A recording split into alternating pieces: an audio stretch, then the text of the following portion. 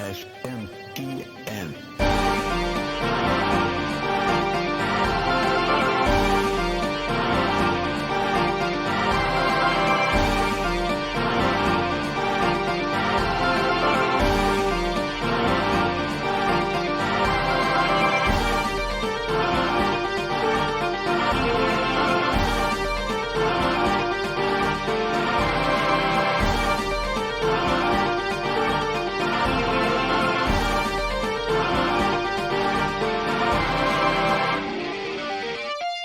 How's it going, everybody, and welcome to Shin Megami Tensei Network Link 372. I'm your host, back from Seattle, but no one asked me to go there anyway, Spencer Presley, and joining me all the way from the lands of the Twisted Eiffel Towers, known as Expedition 33 themselves. I'm here with Liam. Expedition 60 is my favorite, and don't ask me why Omega. Hello, happy to be here. Or should I say, bonjour, mes amis. Yes, we'll only be talking in Expedition one-liners to make everyone feel as radicalized as humanly possible. What's funny is, like, even though it hasn't been that long since the last real show, last episode with Kevin, I was talking to him about how I was getting close to the end of Expedition 33, I think, and the me before and the me after beating that game are two very different people. I'm a changed man for the better and for the worse. Oh, trust me, I'm the same. Like I said, it has surpassed Persona 5 Royal as my favorite game of all time. Yeah, I think at least for the next month, I'm just gonna have to do a hard at the beginning of every episode, just pretty much pimp that game to everyone and be like, hello world, this is your reminder if you like RPGs, what is wrong with you if you have not played Expedition 33. I was trying before launch, but especially now after having beat it, I'm like, oh man, I would love to get anyone from Sandfall on the podcast to talk about it, because it's one of those funny ones of, like, especially all the interviews I've seen from the developers so far, to like say that they are clearly RPG fans is such an understatement. Yeah. So it is very funny to, like, not only have them, like, specifically say that they are big, obviously, like, Persona 5 fans, but even as much as, like, say, like, SMT as a whole, it really shows. So unfortunately, this is not our Expedition 33 spoiler cast yet, but if you are interested in that happening, please comment below. I need as much motivation as possible, otherwise it'll just be a recording of me ranting and raving in my bathroom like a madman at 2 a.m. Please, me too. And if you ever do get someone from Sandfall, I want to be on there as well. I could be the translator. Ooh, the last Expedition 33 question I gotta ask you, did you see that they finally ended up putting up pre-orders again, which is a wild thing to say for a game that came out 2 months ago, for the collector's edition stuff? I did see that, and this is one time I'm thinking of actually caving on collector's editions.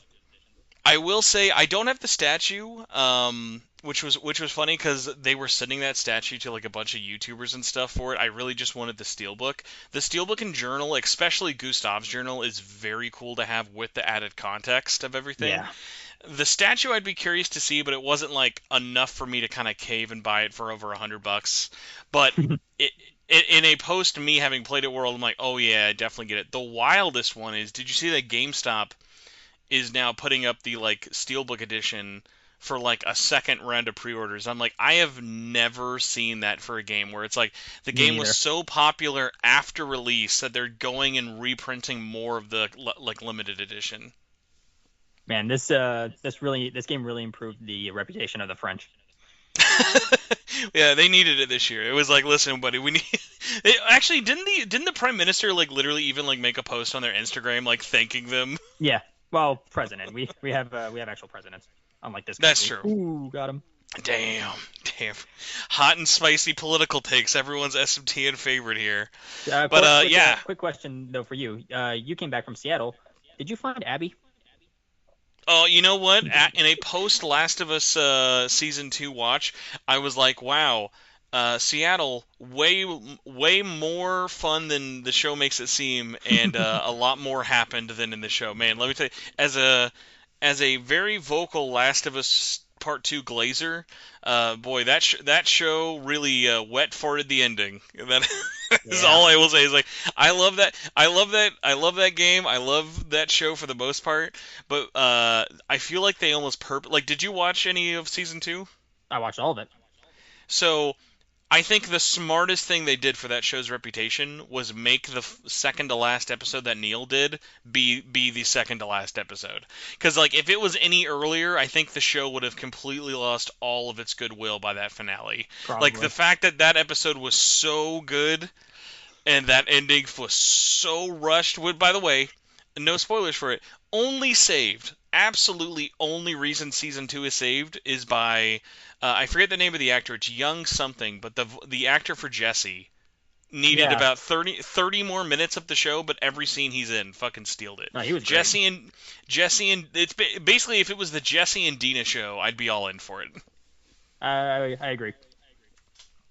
But we are not here to have the world's latest opinions on Last of Us Season 2. We're only here for the second latest opinions on, I would say, like, Summer Games Fest week, but ironically, and especially this year's for Summer Game Fest was so weird of, like, let's cram as much news into 1 week as possible, but from about 700 different outlets. Like, we had a State of Play, Yep. SGF, the Microsoft show, Nintendo launching a brand new fucking console, and even like yesterday, just waking up and Nintendo just being like, "Hey, new Splatoon on Switch 2."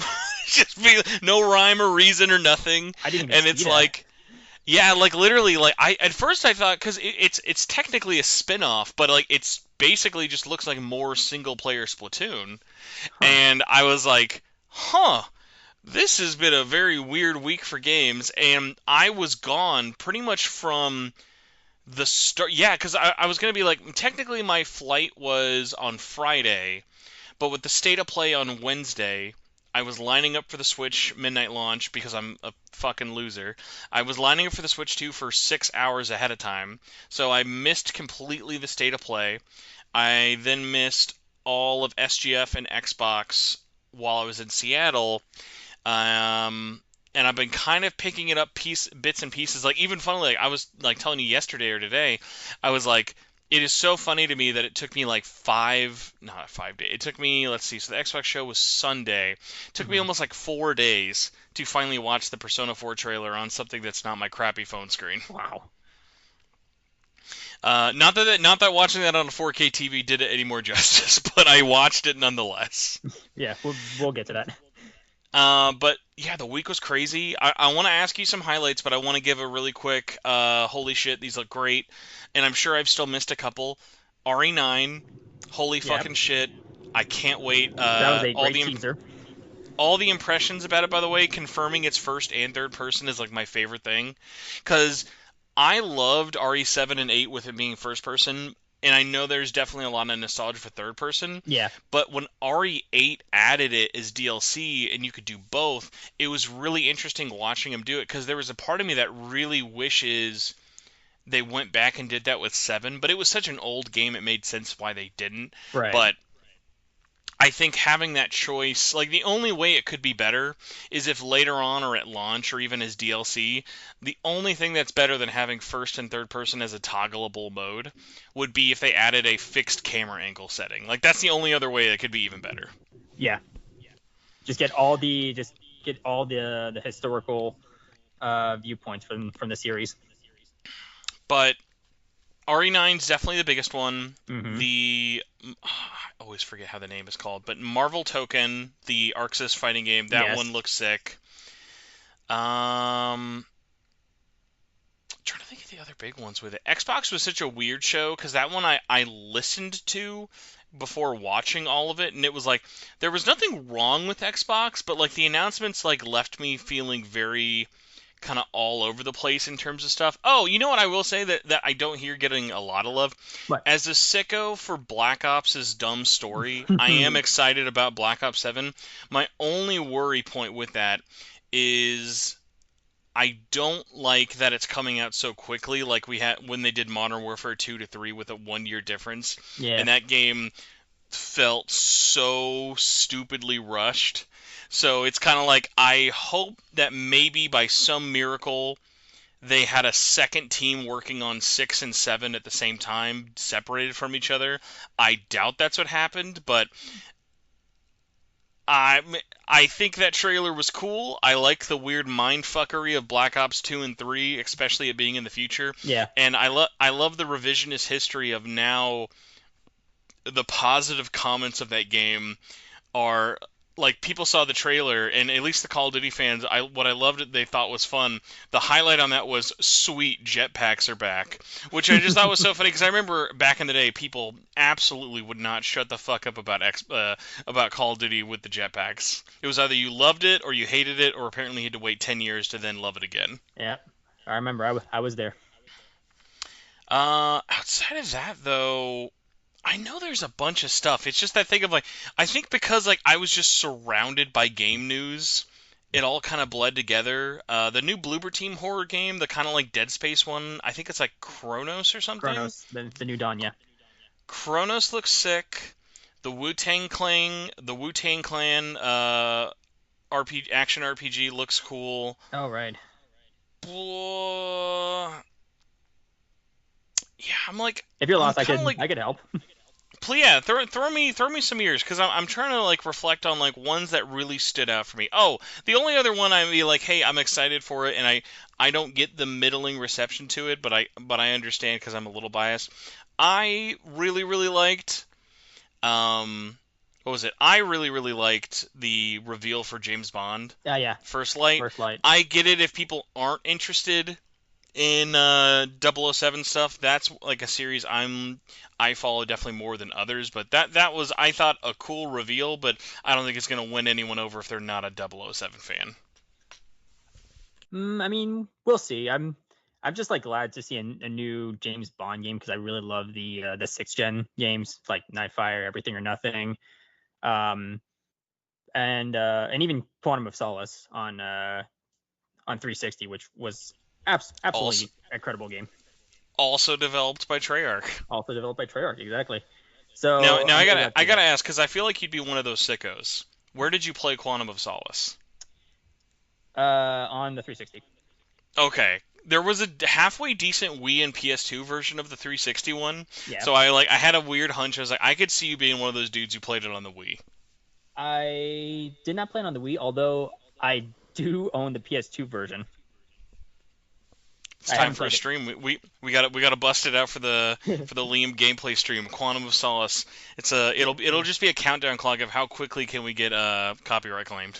Yeah, but yes, I have like I'm on a mission to try and get like all the PS2 Bond games. I'm missing Rogue Agent, which I mean that one's easy to find because no one likes that one, and the From Russia with Love. Oh, very underrated from Russia with Love. I played a little bit of that one a long time ago. I don't remember much about it, but yeah. Otherwise, I have Nightfire, Everything or Nothing, and Agent Under Fire, and Quantum of So, Solace. old Bond games aside, what's been sticking through your head from last week? Oh well, the first one that really stood out to me from the state of play, Silent Hill F. That's one. You know what? I hadn't watched that trailer just because I was like, I think besides the release date, that was the only one I'd really known about that. I'm glad that's coming out as soon as it has. I know. I need to catch up on that and also get my grubby little mitts on the European only. I was holding out hoping it would come here, but it doesn't look like Konami's going to be nice to us. But they are doing a absolutely disgustingly beautiful steelbook for that game. Have you seen it? I don't think I have. No. It's if you type it in, it's the cover. It's the European cover art, I think. Of they've shown some concept art for it, but it's of the main girl with her face sliced off like down the middle. Ooh, hold on. Let me look. Oh, I see it. Yeah. Yeah, it looks Oh, that looks very great. cool, like super unique. That one I would really like to get. I didn't see the trailers, but like outside of the release date, was there anything kind of new in terms of them showing off stuff for like the story or gameplay, or just kind of like just showing off a little bit more? It definitely felt like they showed more in terms of gameplay and tried to. reveal a bit more about the story. But it wasn't all in Japanese. So, and I was at work when the state of play was happening, so I could only listen, so I couldn't really see much of what was going on. I only caught like bits and pieces. But it does look great, and this is honestly the first new Silent Hill game I've been interested in since Konami canceled Silent Hills back in 2015. I still cannot believe I haven't gotten around to Silent Hill 2 remake. I need to get to that. Very unrelated to Silent Hill. I did remember one that like I'd be like, oh, I'm excited for it, but I'm like, there's no way they fuck it up. Like it'll be such a slam dunk. I don't know how they made it happen, but the fact that we're getting a Scott Pilgrim Oh sequel yes. slash Scott Pilgrim X, I'm like, there's no way this is gonna like be bad. It's like it's the same devs as the original. Brian Lee O'Malley and everyone is back for it. The only other like my only kind of hope with it is like I hope the energy and weird vibes they had from the Netflix show, like if they can bring in and really sort of surprise like that show did, I will be all over that because more of that gameplay is awesome, but I think expanding the world is really, really cool just because when so much of Scott Pilgrim was just kind of around those seven books or the movie, it was like cool, but it's been so many years it's like we'd like to see more of those characters by now. Like let's see like what does post-gay time skip Steven Still's life? What is he like? Right.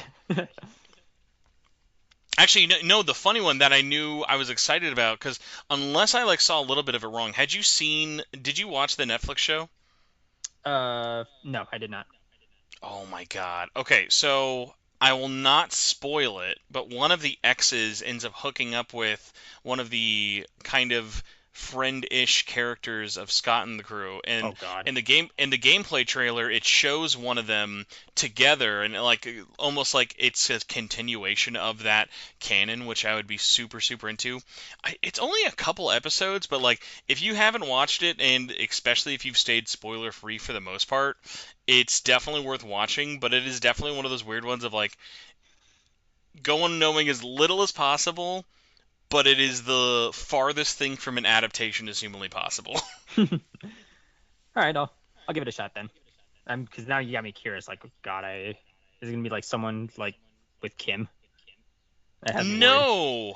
Although there is a very funny episode that involves the lesbians, which is cool.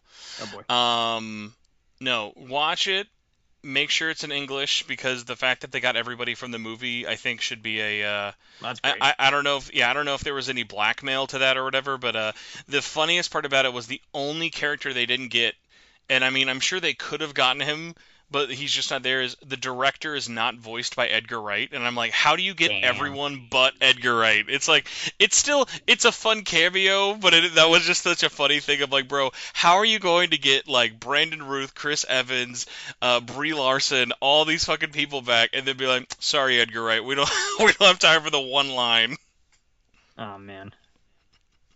I hope it wasn't like I Um, hope it wasn't over like paid like because I would have done because no, if I were Edgar no. Wright, I So would have done that for free.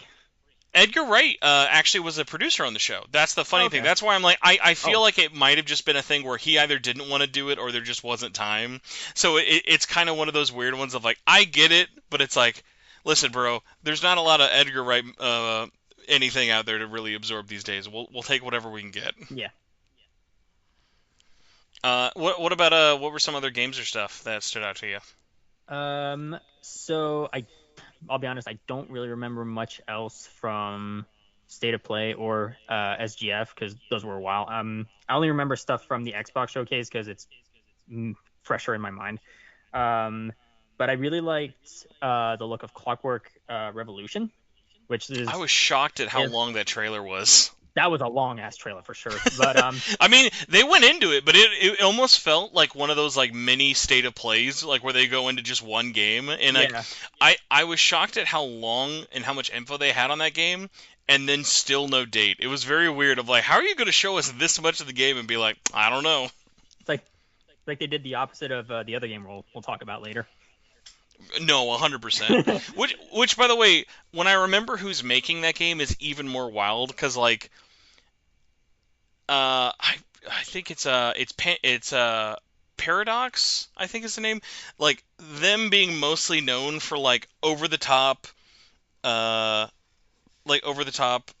classic RPGs and stuff, and to go to this weird almost like Bioshock Infinite if the RPG-ness was cranked up to 1,000 is just super super wild. Yeah,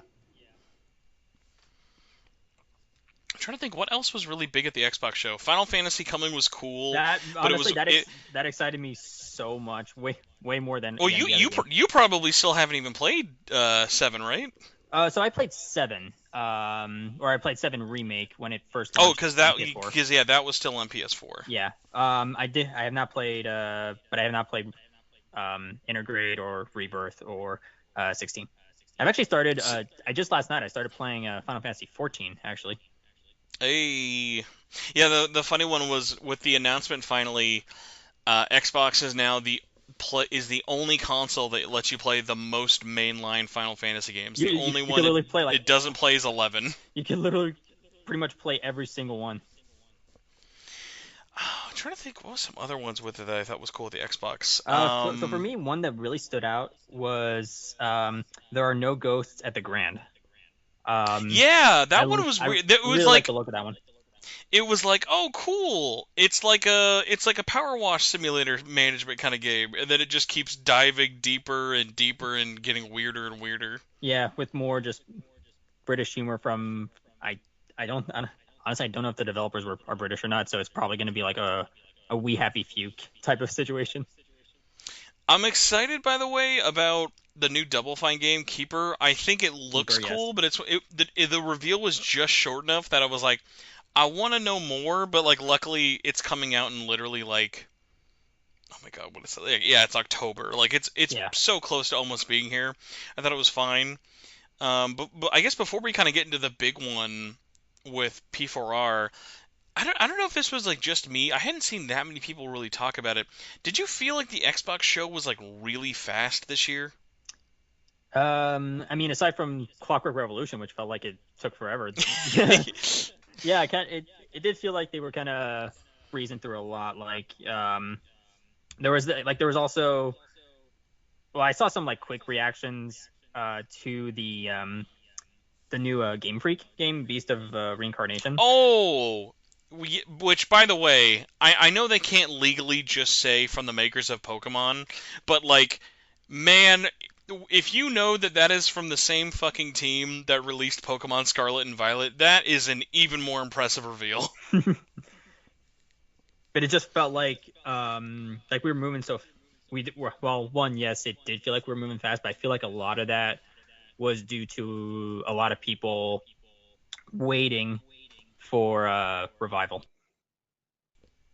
What's up? Like every time they would show world premiere, Oh, it would by the usually be way, like, is it gonna be P4R? Is it gonna be a remake? Not yet. I There it is.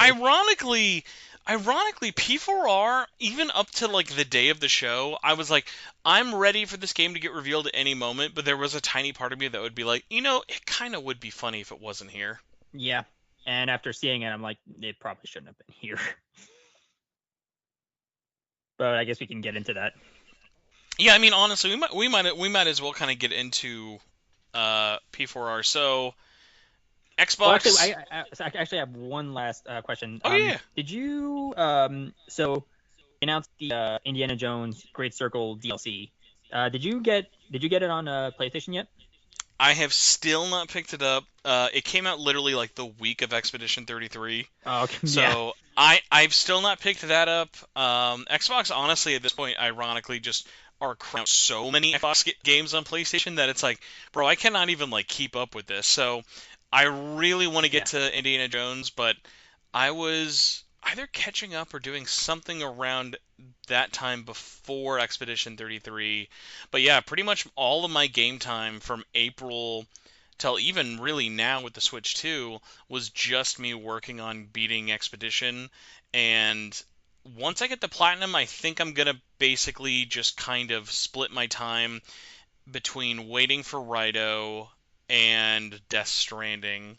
And you know what? Actually, Hmm. we might as well kind of get into this for a little bit because I know there's not a lot to say, but again, if I needed reminding, some other people might need reminding. I don't think Atlus is doing a bad job marketing Raito, by the way, but literally, as of this recording, the show is, as of recording the podcast and everything, is less than a week away, and my brain was like, how? Like, Yeah. it. I'm glad there's not going to be a lot of competition. There's going to be a bajillion platforms to play it on. Uh, I'm excited for it. I'm really curious how it's going to do sales wise. I think being on Switch 2, especially in a post Switch selling 3.5 million copies in less than a week, is fucking crazy impressive. That's definitely going to help because even as a Switch 2 enjoyer, it is comical the lack of Switch 2 games on that system. So Yeah. that will be helpful. I'll be curious how reviews are. So far, I haven't heard much about Western reviews. I don't know if they're just kind of coming in hot or if they were waiting on other things. So I would expect most people to put up reviews by early Monday, Tuesday at the latest.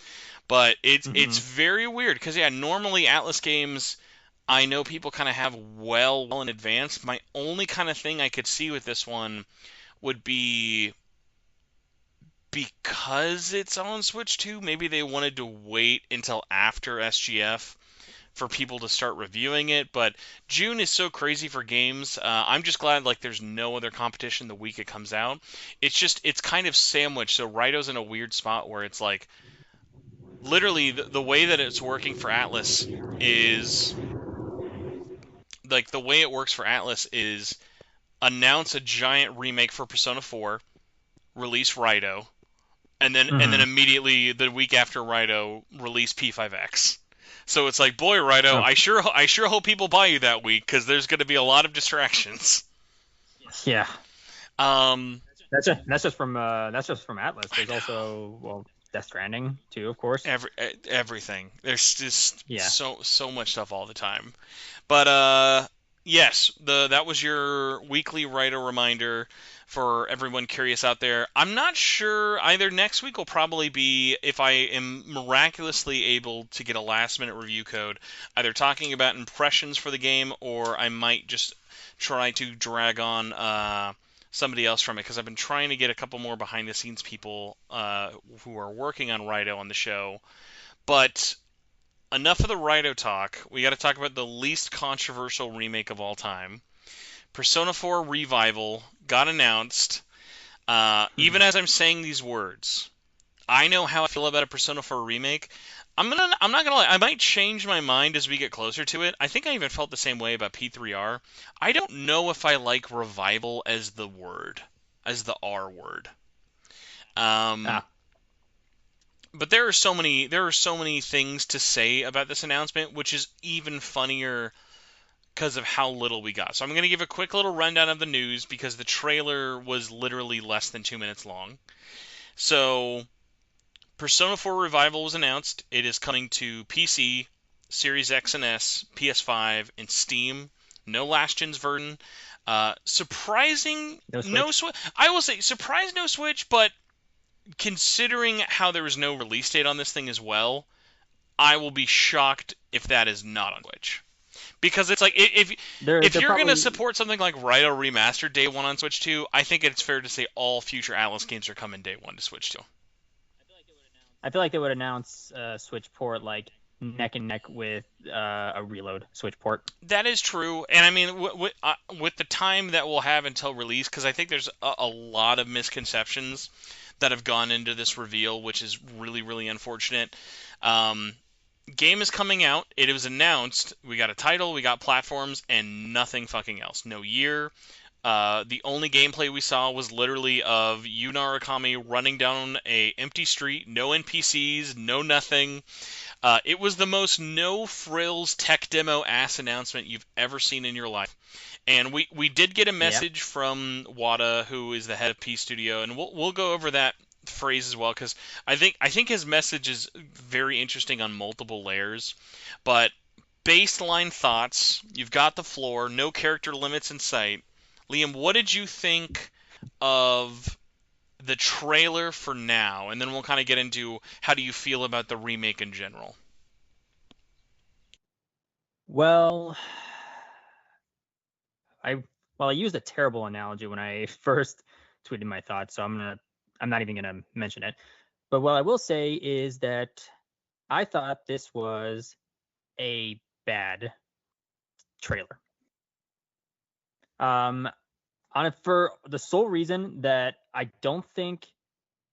Okay, from what it seems like, this is still very early in development. They said so themselves.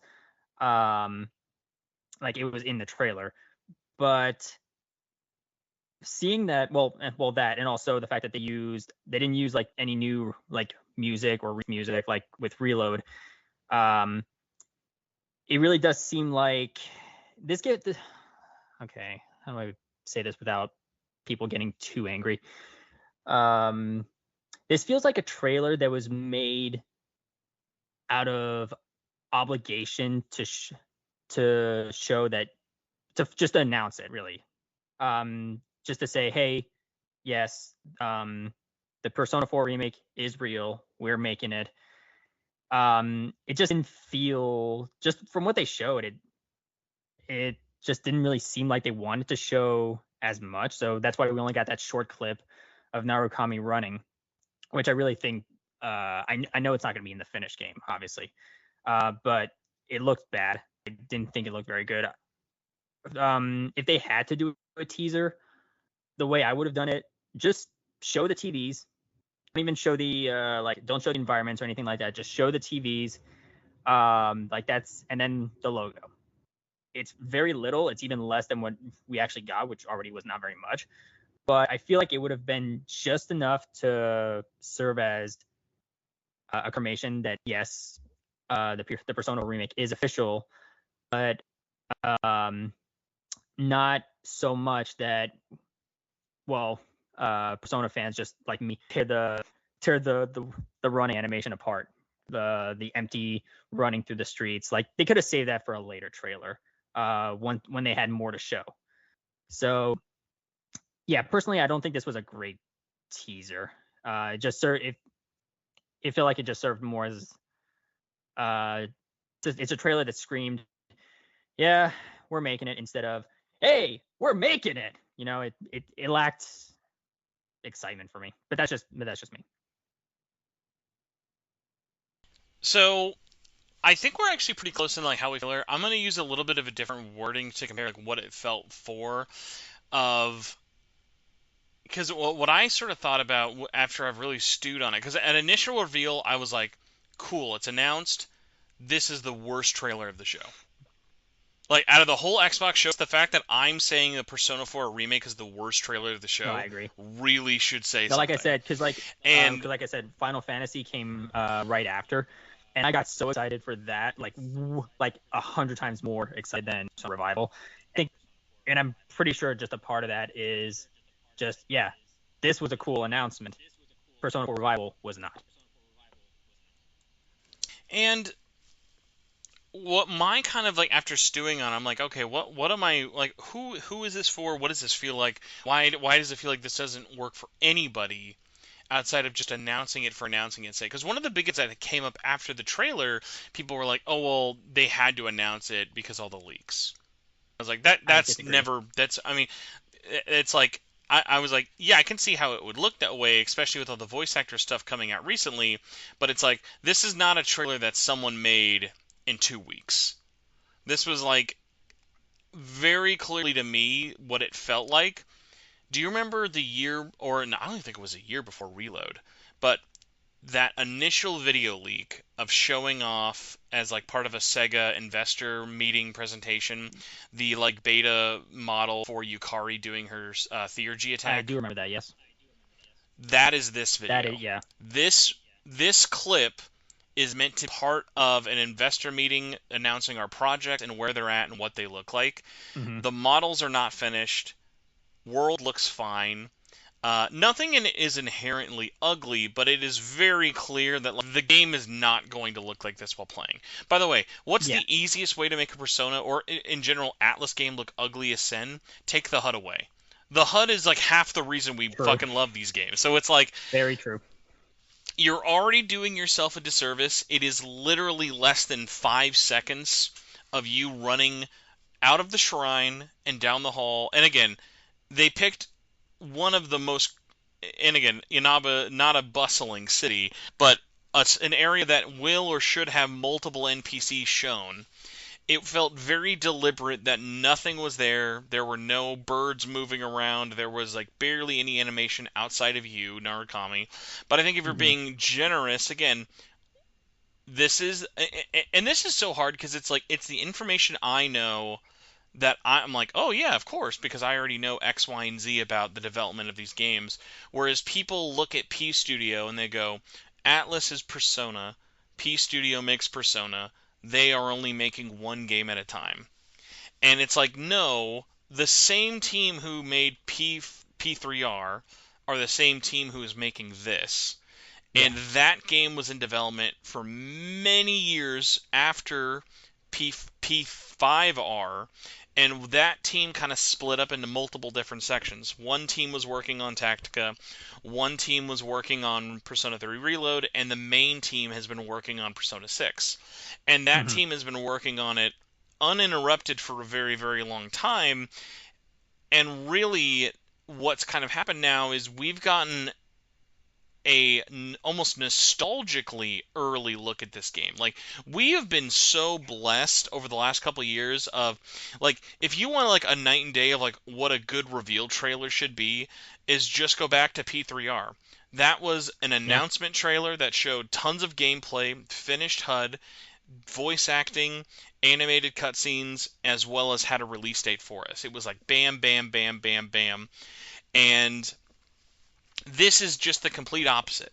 Not And I feel only like a lot of other trailers that were shown off this past week also did a better job. like Liam, it is not a good sign if fucking Silk Song showed more gameplay than your trailer.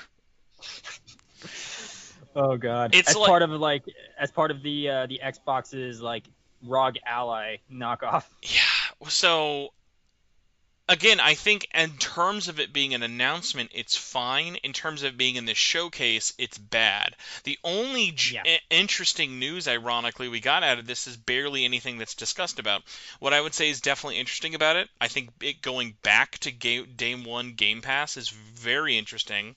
I think it shows that not only Atlus but also Microsoft clearly learned a lot between Persona 3 Reload, Metaphor, and now to the sense of, Hmm. okay, what makes sense to sell, what makes sense not to.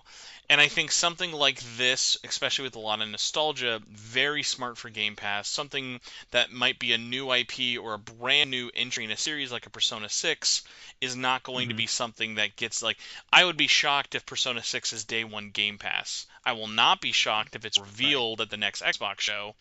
But I want to stick at least for a little bit just talking about P4R because the P6 discussion is a lot less interesting and a lot more kind of like shallow when you really just sort of like remember the multiple teams things exist. But I Yeah. think even being the most generous from super fans to casuals, very safe to say the worst trailer of that showcase, which no one wants to be, and also the fact that like it failed at getting fans hyped. Like by the way, shout out to like IGN who did their own little like fan hosting where they recorded the audience reactions. They showed the P4R audience reactions to that trailer, and everyone in there is just like. It was like the definition of like when you see that thing where it's and the crowd goes mild, like nobody cared. Yeah. It was like the whole room was like, okay, cool. It's clearly Persona. The Atlus logo popped up. But what was even funnier was the fact that, like, and also, I don't know why IGN does this. They have, like, live hype men commentating over the directs the whole time. So Oh yeah. it's just like two dude bros up on stage be like, "Oh my god, I think I know where this is. Oh my god, it's yellow. There's yellow. Well, I know what yellow is." And I'm like, "Bro, I if I can't mute you or leave this room, I don't know why I would want you commentating on every fucking trailer." But it was just so funny. Of Yeah. like the commentators had nothing to say. The audience had nothing really to say. The only big pop there was when the logo. It was like it was like the whole fucking red letter media thing of just being like, "Hey, I remember that. Do you remember Persona 4? I remember Persona 4." Oh boy, don't I?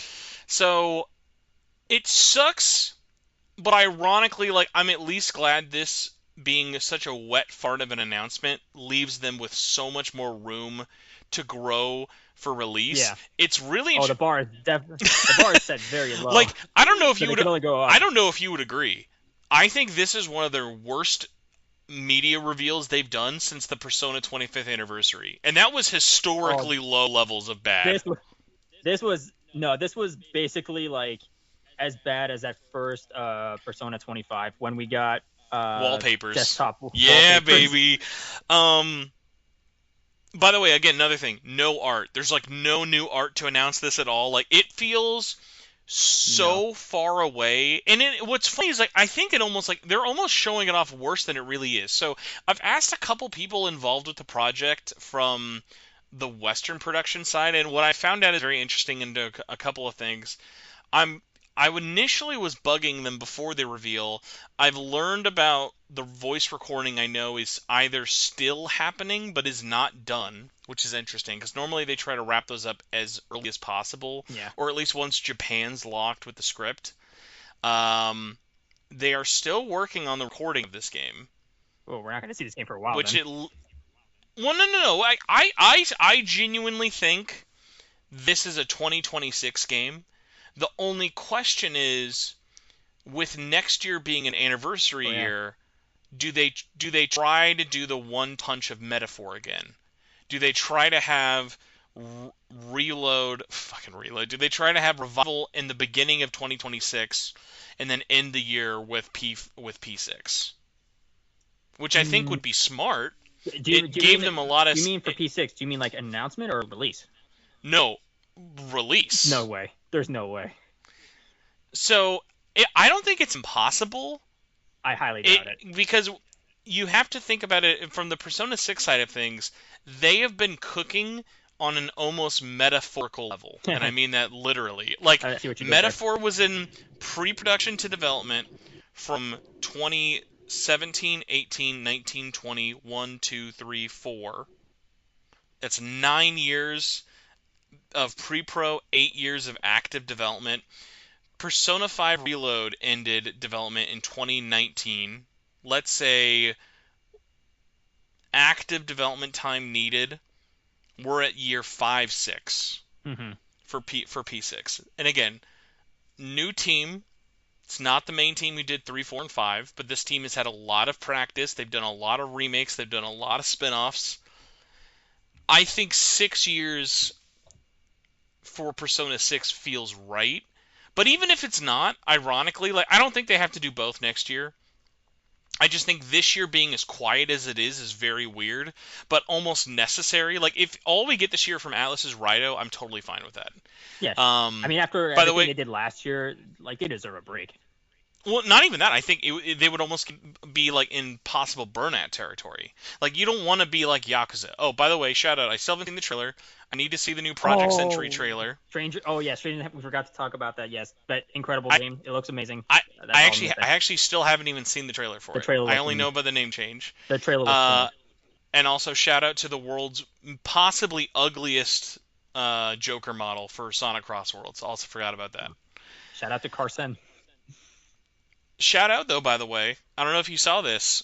The promo shots for the pre-order of that game, Switch 2 version for Sonic Cross World, not a Hmm. game card.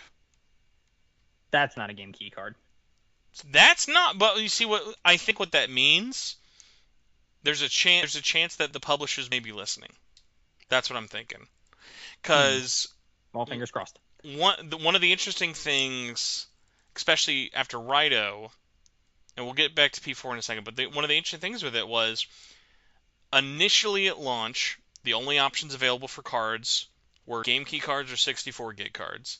So I think if Nintendo and publishers saw how much of a like hissy fit we were having the last 2 months, I think that's a good sign if we're seeing games coming out this fall. Because Sonic Crossworlds, as someone who's played that game, By the way, in a post Mario Kart World game, holy fuck, I hope that game gets better because that woo, not good for $70, my dude.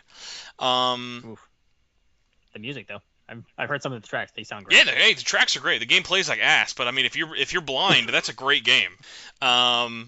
From the beta, I will say from the beta, but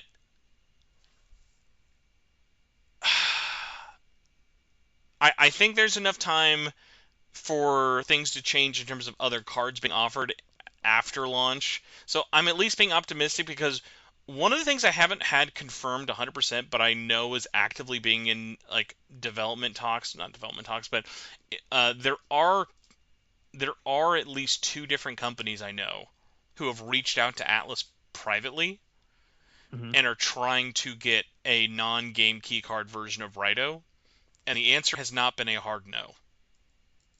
Okay, so well, Jim Carrey meme. So you're telling me there's a chance? The Jim Carrey meme, but you know what I think is going to suck? They can't do it too quickly. Because if they do it too Mm. quickly, think of all the people who are going to buy Raito on Switch 2 next week who will be pissed if it comes out too soon. Yeah, good point. So, I feel like they're still gonna be pissed, either no way, matter like when it comes out. exactly. Even But though they'll double yeah, dip and like fucking buy, because you know what'll be fucked up when the game key card. Sorry, when the non if a non-game key card version of Raito does happen, watch then people go to buy the game key card version because then like, oh well, now that's the rare one. I gotta own both variants. I need shit version and I need the good version. oh god. But going back to P4R, Hmm. I think release time, them not dating it, very intentional. From everyone I could bug about this game is very far along in development by remake Hmm. standards, but also important to note, that trailer alone, there are at least 6 different models that are straight ripped from P3R. So, Well, makes sense. I mean, how many models were ripped from P Persona oh, 3 to make oh, Persona 4? 100%. And like this makes the most sense because I think, And of course, Yakuza does this all the oh yeah, time. yeah, we're asset flip city over here. And I'm all for it honestly. Like I Yeah, think I'm up for it I too. think with how well of a job they did Persona 3 Reload for as cheap as they did it, because what's funny is, and I gotta pull this up to remind myself the actual date. Persona 3 Reload was in development for longer than people might think, and Hmm. it was not a huge team. And a good example of that would be that they cranked out remaking all of episode Aegis in less than a year, which is actually pretty impressive for as much as there is there. So for you, what are you thinking about because again, it's unfair because it's like clearly this teaser announcement is Hmm. not like this isn't where the game is currently at dev state wise. Like the game is a lot more farther along than this. Like they could have shown us stuff for it. By the way, other things Right. that don't help this game, whether it was fake or real, I have not confirmed it. Fucking blurry concept art of redesigned Yosuke getting into people's idea. Oh That yeah. shit doesn't help when the trailer is like they didn't even show like an updated Yuna Arakami model. Like literally that could have just been the No. model from dancing and like there was no difference. And it's like yes, it clearly like it's running in Unreal Engine 4, but it's one of those things where it's like, man, you are not helping yourself out here of like it really is like the I've seen so many memes of people either like the Nintendo hired this man, the what if Sonic like what if Persona 5 looked like in 2023. In Yeah, like 13 or yeah, like all 2013. the memes I've seen for this are so not helping it for it, but like having a Yeah. general idea of like let's be the most pessimistic possible and say that no one has been working on this game since any earlier than 2023 with Hmm. Persona 3 Reload being finished because the Persona 3 Reload was finished in 2023 but released in 2024. So you've got Yeah. at least 2+ years of development right now. Right. When do you think that this comes out? Um. Hmm. Well, I would not say early 2026. Oh, by the way, for I added would say. context, because I wanted to look this up, Reload's development was 4 years. It was I see. 2019 to 2023. And a Hmm. lot of that you have to imagine getting the staff used to Unreal Engine 4, getting the Of game course, on new systems because it was that team's first time doing like PS5, Xbox stuff as well. Um, and of kind of course. and bringing other stuff for it. So 4 years for P3R. Persona 4, not a extremely larger game than P4, and again, you're now bringing over a lot of those assets and development tools you've learned. What do you think? Yeah. Well, if you, I would say, I guess one answer would be, oh well, since they have like all the experience and clearly they're probably going to be reusing certain assets from Reload, just so cut that time in half. So 2 years. So what Reload came out like early 2024. So ideally it'd be early 2026. But considering what we've seen, and I would say honestly, I don't see Revival coming out until late 2026 at the earliest. Um, I mean, you never know. I mean, like you said, so what you've said is they're further along in development than we thought, Yes. right? So even with that, obviously, obviously we didn't see much from this teaser, which again, I'm fully certain they just made just so they could make the confirmation. I mean, I think I saw some reports where it was always the plan to reveal Oh, Revival at the Xbox yes. showcase, An but important note that's to just make about that. No, I'm glad you went back to that because we were saying about like how it felt like an investor kind of trailer for it. A really important thing to yeah, remind to tell people about this. This and again going back to this, this wasn't just announced because, oops, voice actors won't shut the fuck up on Twitter. Um, yeah, yeah, leaks, yeah, Xbox has had this in line planned up for this for at least 6 to 7 months on their route of Atlus yeah, is working on a Persona 4 remake, and it is going to get announced at our show because it is coming through Game Pass, which means that we are giving them money. So it's like money is being passed around here, very similar to the whole metaphor thing. And their show at yeah, the 2023, yes, the 2023, actually I think even yeah, the 2022 and the 2023 Xbox showcase thing. That's why that this is here. It just leads to this big thing of like, okay, the plan was always to announce this, but then it's that thing of like, why did you think this was the best foot forward? Because again, even this trailer, you could edit this trailer to make it a better teaser. The gameplay included is yeah. like if you No, like I said, just cut out the gameplay and the environments, just show the I TVs and the I logo. almost That's it. That's all honestly you I need. almost want to like re-edit it because I genuinely think like if you just took out that gameplay and I could and edit it. just Yeah, made it the like background shots and the TV, and then you've got the logo. I feel like that's all you need. Like, because there's that is all you no need. new music.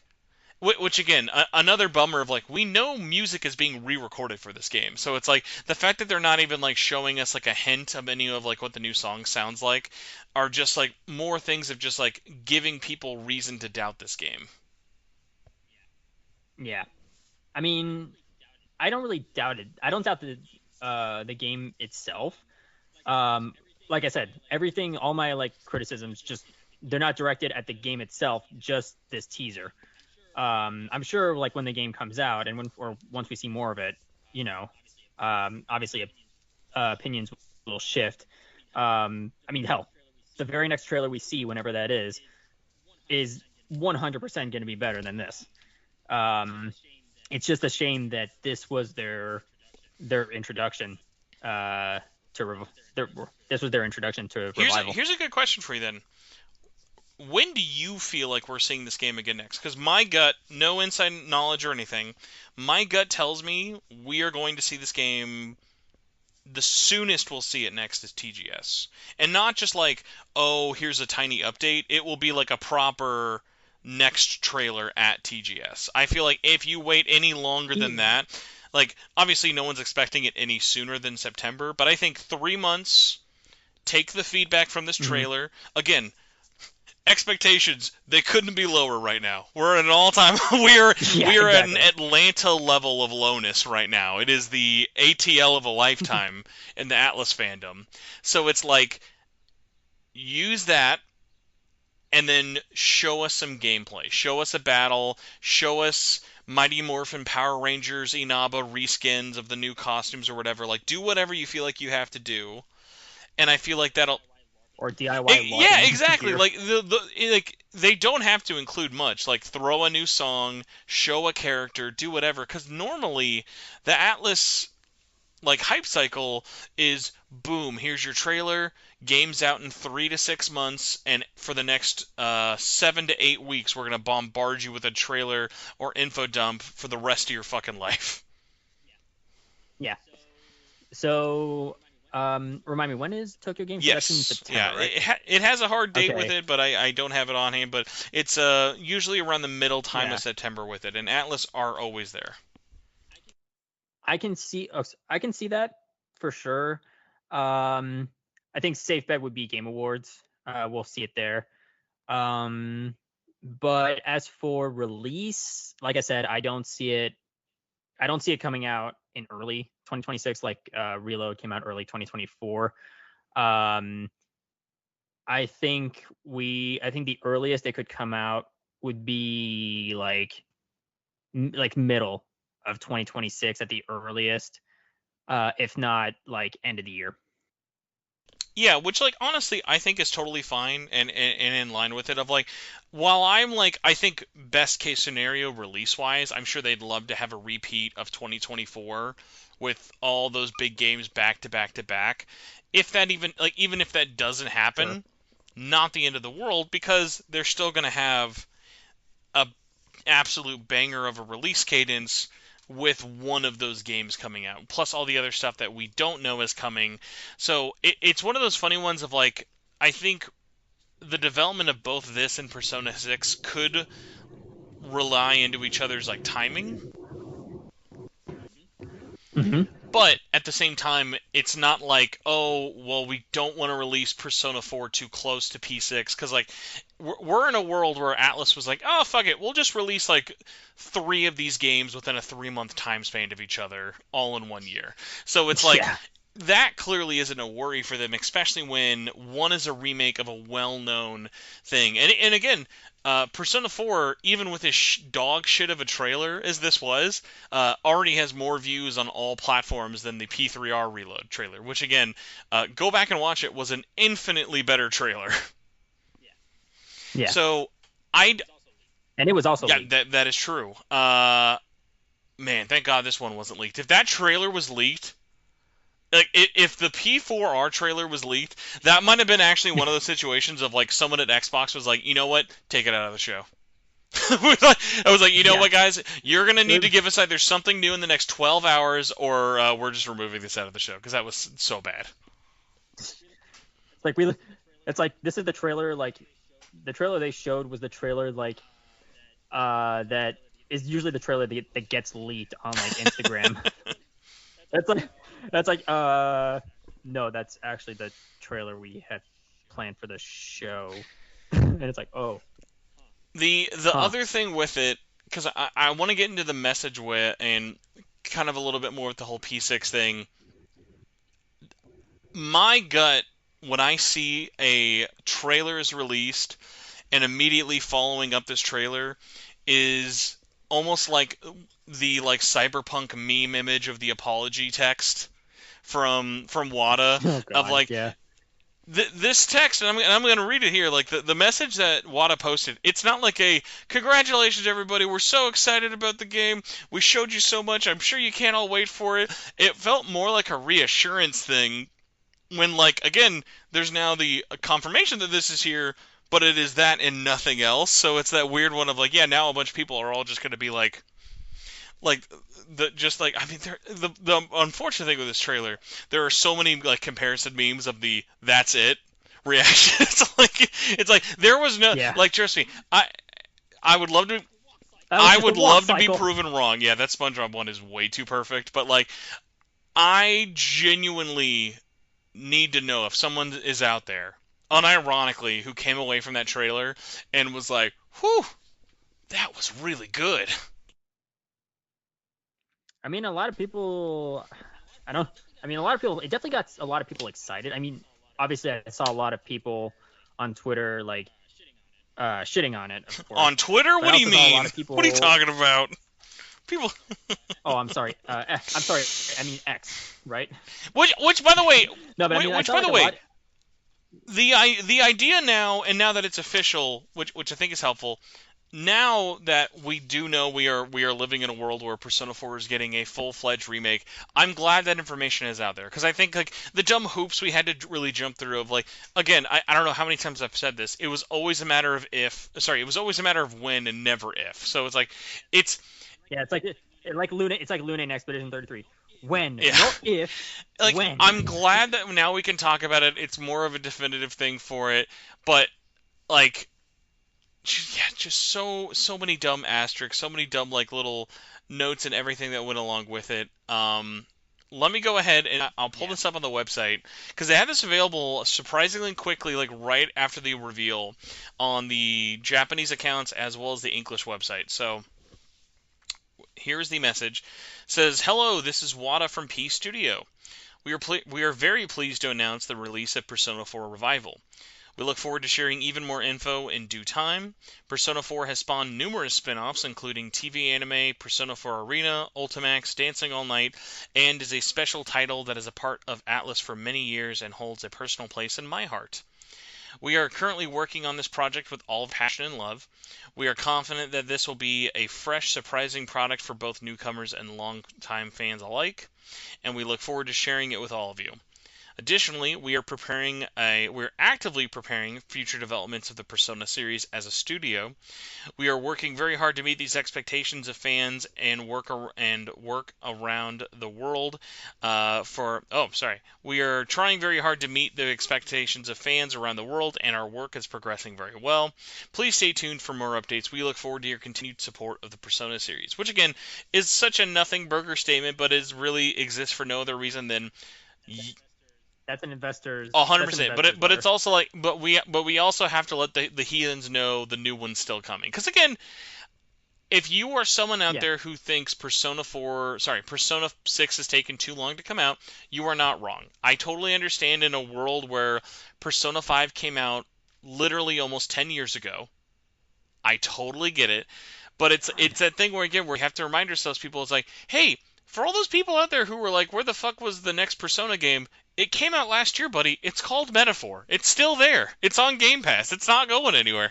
no, actually that's the new Digital That's Devil true, Saga yeah. game. But it is just so funny of like, yes, because it is not Persona 6, we have to just keep asking ourselves where the fuck is Persona 6. So that is the only reason that they even put in there that we are actively preparing for future development of the Persona series Yeah. because they have to say that. But again, they can't say Persona 6 until Microsoft gives them enough money to say Persona 6 is coming, or whoever wants to give them the bag for that reveal. But it is just so funny to me to just think that in any world this team would not be working on that. They're like, well, we can't just give you Persona 6, guys. We got to let you remake 2 of these games first and then you can. Well, you say that, but then we're gonna get Persona 5 remake. Yeah, that's I don't know how confident I would want to say this. I'll say this. We can lock this in the bank for hopefully no one to ever hold against me in the near future. I'm going to say this. Money in the bank, Expedition cage match style me if I'm wrong. Persona 5 will not be remade until at earliest 2033. I like what you did with the 33 there. You Expedition is Not 33. It's really like brain ironically rotting that's you. not where I was going for with it because it's that thing where it's like obviously Yeah, but it's Obviously, it's fun not going to to come in the to next say. 5 years because we've at least still got this remake, P6. Let's be honest, P6 Enhanced Yeah, Edition, and then like I of could course. see in a PS6 world, like 2029, 2030. That's when you're going to get PS6 stuff out there. maybe they do that. But again, it's like there like and again, people can disagree. There was no reason to No. announce sorry, there was no reason to remake Persona 3, but comparing those two games, it is so night and day why they didn't, and it paid off for them exponentially, and it'll happen even more because spoilers, Persona 4 remake will sell even better than Persona 3 did. It is just without a fact. That game is so much more popular. Well, I wouldn't say there was no reason to remake Persona 3. I mean, I've I've said it before. I'm not the biggest fan of Reload. I didn't think it needed to be remade, but I could certainly see a case for it more than P4 because we debated arguably already have the definitive version of Persona 4, which is Golden, which is available on basically everything. Um, Whereas, obviously when they first ported Persona to to everything, to Xbox, to Steam, we got portable and not Fez, which that was like the indication to everyone, like, oh, so they're remaking P3, and then we got Reload. But I just don't really see the point for doing the same thing for Persona 4 because we have Golden, which, I mean, of course, has its own issues. Some will say, well, like, with how it looks, but all that aside, this is still the definitive version to play. And again, being available on pretty much everything doesn't hurt it either.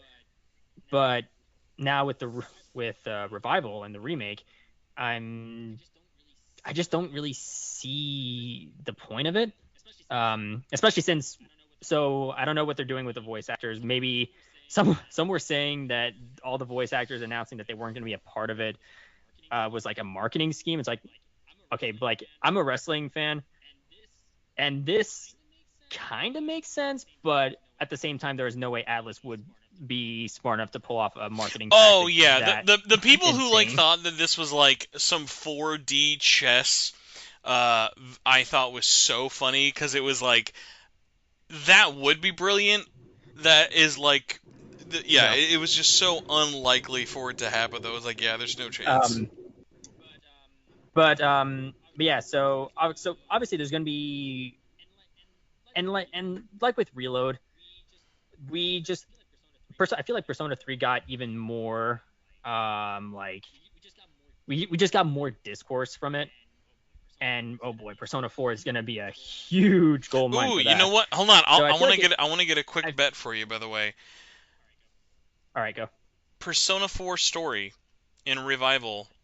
Uh, Do you expect any major story beats to be changed? I'm gonna say right now, hell no. Major story No, beats? no, No, and by major story no. beats, I mean even stuff like how Kanji is depicted, how Naoto is depicted. All Yeah, that no. stuff, They not going are to change. It might get fine tuned, they're not might changing get that. like, it They're not might get changing like that. No. slightly rewritten, but it's like, bro, there will be just as much talk about like homophobia in Revival as there is in Golden, because it's like those They are are those whole aspects of those characters are so tied to that character that it's like you can't just like write them out of existence like the gay guys in Persona 5 because they're just like nothing characters. It's like no, that is it's so Yeah. tied to their story, and then it's even more funny because like I know people have like their own like depictions of things for it, like of like how they view one or the other.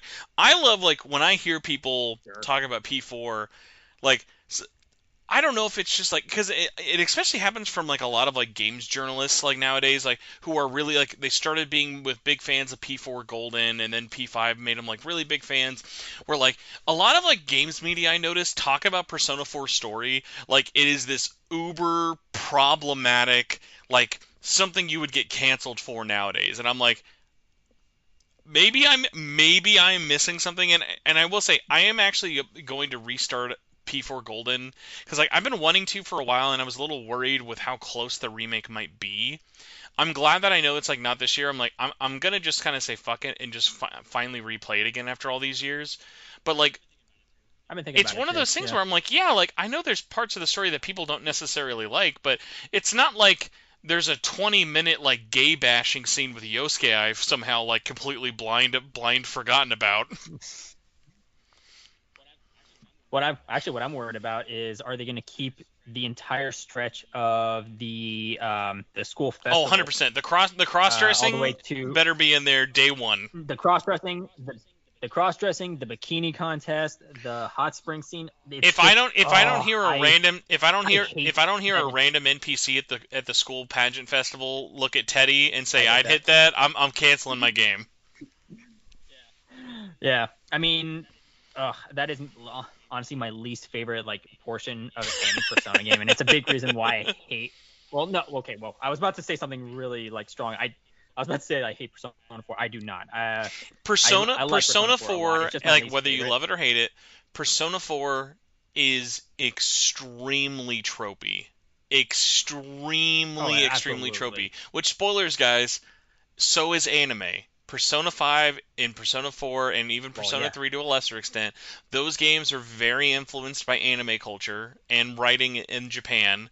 And something like ha ha ha, we're going to dress up Kanji as a naked Mona Lisa. Like, stuff like that's just going to happen. Like, if you're someone who cringes at the idea of hot spring scenes in a video game, prepare your eyeballs for Persona 4 Revival.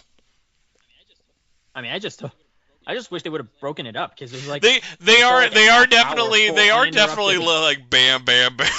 They are like, man, like did Yeah, you could we have thrown a dungeon in between these or something?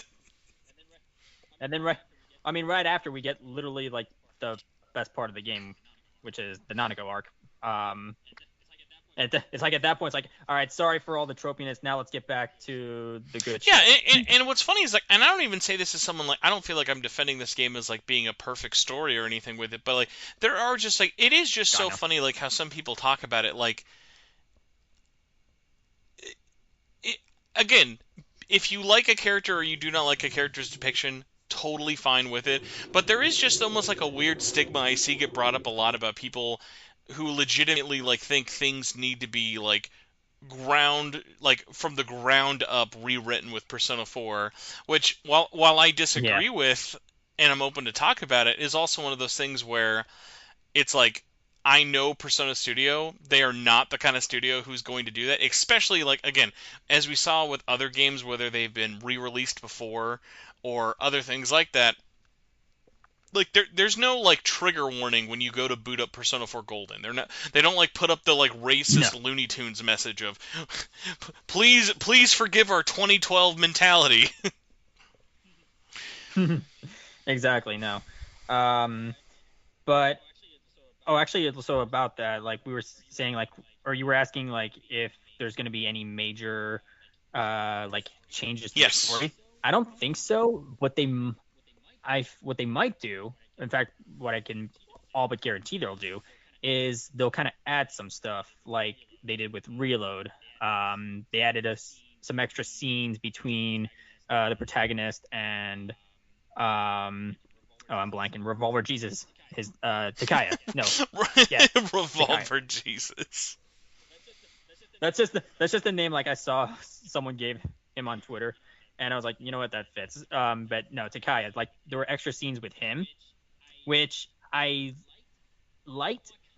Well, I kind of liked. I liked that they were there. They were, I guess, nice, because the thing with I feel with remake is that I don't see the point of remaking a game if you're not going to try and do things differently. And I felt like those scenes in Reload were Atlus wanting to do something different, but also they didn't want to deviate from the main story. So in the end, those scenes amounted to nothing, because the game still ended the same as the original did. And I feel like they'll do that with Revival. I just don't really know what I, exactly. Because ironically, like we saw with ironically, I well, like we oh saw no, with you're good. sorry. I want to bring up the thing about like added cutscenes. I think the stuff that Persona 3 Reload added to its game is some of the stuff that like I really liked the most about it in terms of just how surprising it was, whether it be just oh it's a new cutscene or this was added to like the gameplay because it was just giving us something new that we wouldn't have had previously And again, like even Yeah, something as like the new optional like hangout dialogues and things we could have had, that stuff really goes a long way because like I can think of so many characters who not I thought were done badly in Persona 4 Golden, but definitely examples of characters I wish were there more, or characters who got introduced after the fact that would work a lot better retroactively. Like I think genuinely handling right. how the game gives you information about the villains can be drastically overhauled without fixing the game. I think adding in way more connective tissues with stuff like Marie would go a long way, and even just tiny stuff like having the daughter of the beef bowl place being in there as like comedic relief would be like Oh yeah, literally if okay. they added her as a new like social link, like people would lose their fucking mind. People would fucking like there'd be That would be like great. national parades in the street for it. Yeah, but it's like I was saying, like um, if they're not gonna like try and do something new, which I feel like in, aside from adding like some extra scenes and reload, they didn't really do anything new from like the main story. Hell, like when they in like some of the like the cutscenes that they had from the original, they kept like even the camera angles the exact same, and it just felt like why I just didn't really see the point in all of it. I mean, one on one hand, nostalgia, seeing it again like that in this new engine was neat, but I feel like the novelty wore off kind of quick. So, and I expect the same for Revival. But maybe Atlas will surprise us and like do something very different. I don't think they'll do something as far out as say what Square is doing with Final Fantasy No, VII, definitely not. but but I feel like they're. I just hope Revival has like something that for for me personally, and I'm sure I'm not alone in this, but I just hope it has something that kind of justifies it being remade because you have Golden, which in my opinion that's the definitive version. That's the version, the only version you need. And if you're like, oh, but it looks old, it's like if that's really what you care about, man, you gotta set your priorities straight. Because I talk a lot of shit about Persona 4, but I still think it's a great game. It's just the one I like to use as a punching bag the most. Well, until Reload came along. Round But two, baby. um, but with Revival, I don't know. I want to set my expectations high and hope Atlas surprises me, but I doubt it'll happen. Um, but again, that's just me, and it's not gonna. It's whatever I say, it's not gonna diminish its success because I mean we can just call it now. When it releases, whenever that is, it's gonna Oh sell yeah. gangbusters, Oh, just for like sure. Reload. It's yeah. A lot of people are gonna love it. A lot of new people are gonna love it. We're gonna get way more discourse, which yay. But at the end of the day, I'm sure it'll serve the purpose of being a modern new update of Persona 4. But for me personally, I just see I'm probably just gonna see it the way I see Reload, which is just a novelty. It makes it seeing a new version of Persona 3 or Persona 4, it makes it unique, sure, just like the other versions of Persona 3 were, like with Fast and Portable. But um, I feel like it's just not gonna have that same spark that the original or even Golden had. It's just gonna feel for me. It's just gonna feel like Persona 4 through that's been pushed through like a Persona 5 filter. So I feel like it's just gonna just be stuck in the shadow of the original P4 and Persona 5, like just like how Reload is stuck in the shadow of Persona 5 and Persona 3. Yeah, I'll be really curious because, like, I definitely was shocked because I had a very similar mentality with P3 before Reload of really how many new people are going to be jumping into this for the first time. Like how like what is that Venn diagram of people who started with P5 versus people who've been here for a long time with the series as a whole. And I was shocked at like how Hmm. genuinely well it was not only received but kind of like had legs. The discussion kind of went on for as long, and with something like four, it's like, yeah, unless like it just sort of kind of falls flat and just sort of feels like a by the numbers remake, I feel like that just has even more kind of success of being there with it, with the fact of like my opinion of like I think it is just so much more of an accessible story that people all over kind of like a little bit more. I know that's not everyone's universal taste, but it's like just from general popularity, it's like three was a big moment for the series. Four Of course. blew the door opens that only ever got matched by a giant AAA scale level approach with P5, but even that is so drastically different. Because again, what's funny is like P3 and P5 have way more similarities than P4 and P5 do in terms of like their setting, the Oh theming, yeah. and different things like that. So I think you take something like Persona 4, and even at the smaller scale of like that PS2 version or even Vita version, it's going to kind of sail so much more. And then what I mean, I even had a funny thing happen recently a couple of weeks back was I was at a game store trading in some stuff, and the clerk who was checking me out, she had just beaten Persona 4 for the first time. And she's like, "Yeah, I'm not Oh. sure if I want to like play 5 or 3 or maybe Metaphor because like she was just like I really liked the world, like I want to be in here more and I want to do other stuff." And I was like, and it was so funny because like she literally didn't know that there were other spin-offs. And I was like I was like, "Sister, do I have some good news for you?" I was like, Well, my answer would have been, you should play Expedition 33. very true, very true. But what's funny was like, yeah, I was like, do you want to read the manga? Do you want to watch the animes? Do you want to play Arena, Persona Q, dancing? Like, you had like all these different things at your disposal there for it, and they were all drastically different, but still scratching that same itch of like, I love these characters, I love this world, I love this music, I want more of it. So Mhm. I think the potential is definitely there.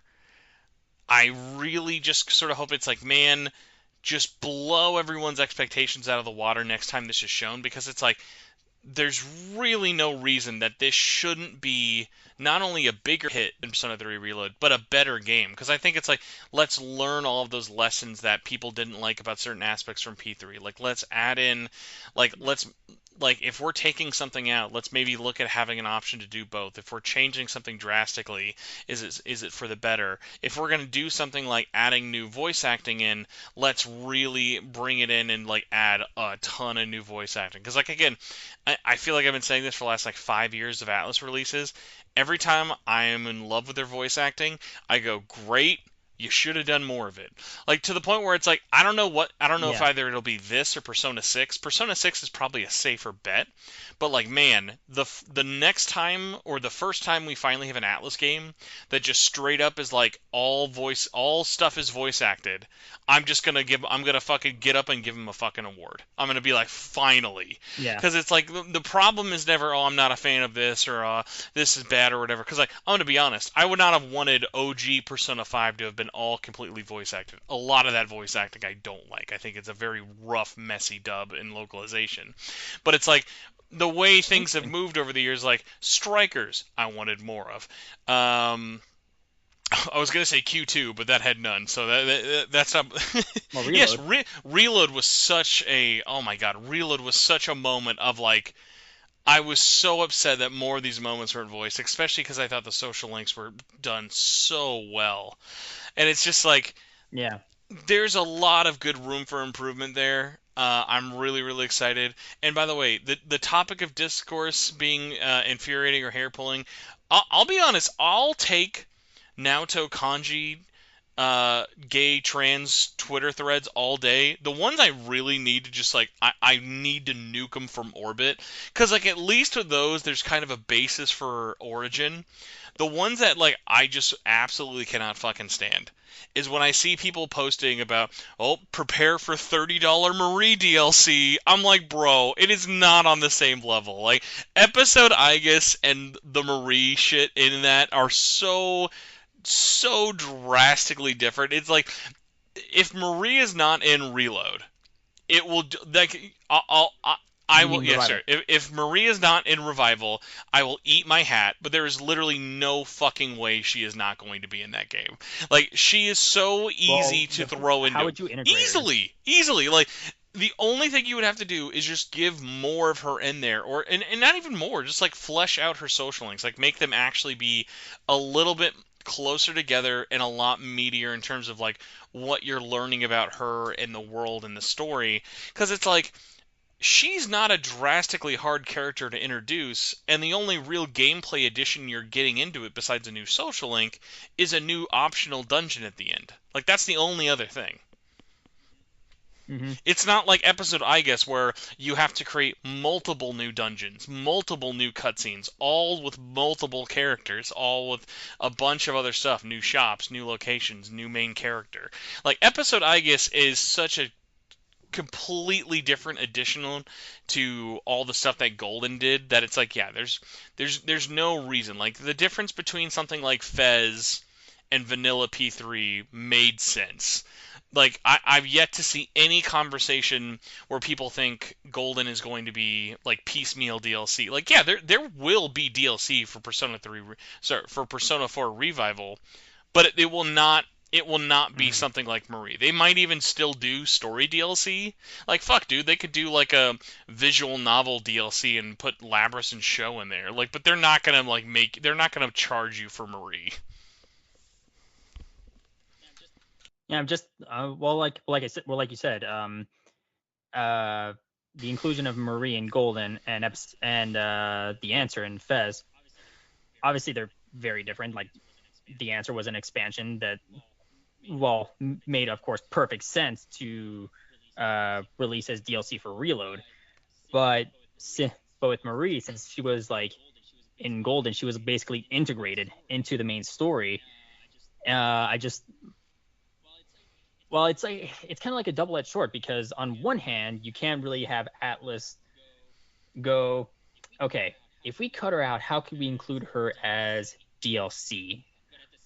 But at the same time, if they include her into the story just as is, without DLC, it's like, okay, how do we like change the story up? I mean, I know she's not like part of the main story per se, but she was like integrated um as like not as like a side expansion. She was like actually like put into the main story, and like she showed up in the main story. And so it's like I don't know like Oh, how they're gonna I've do got it. one. Like Did you watch the Golden animation?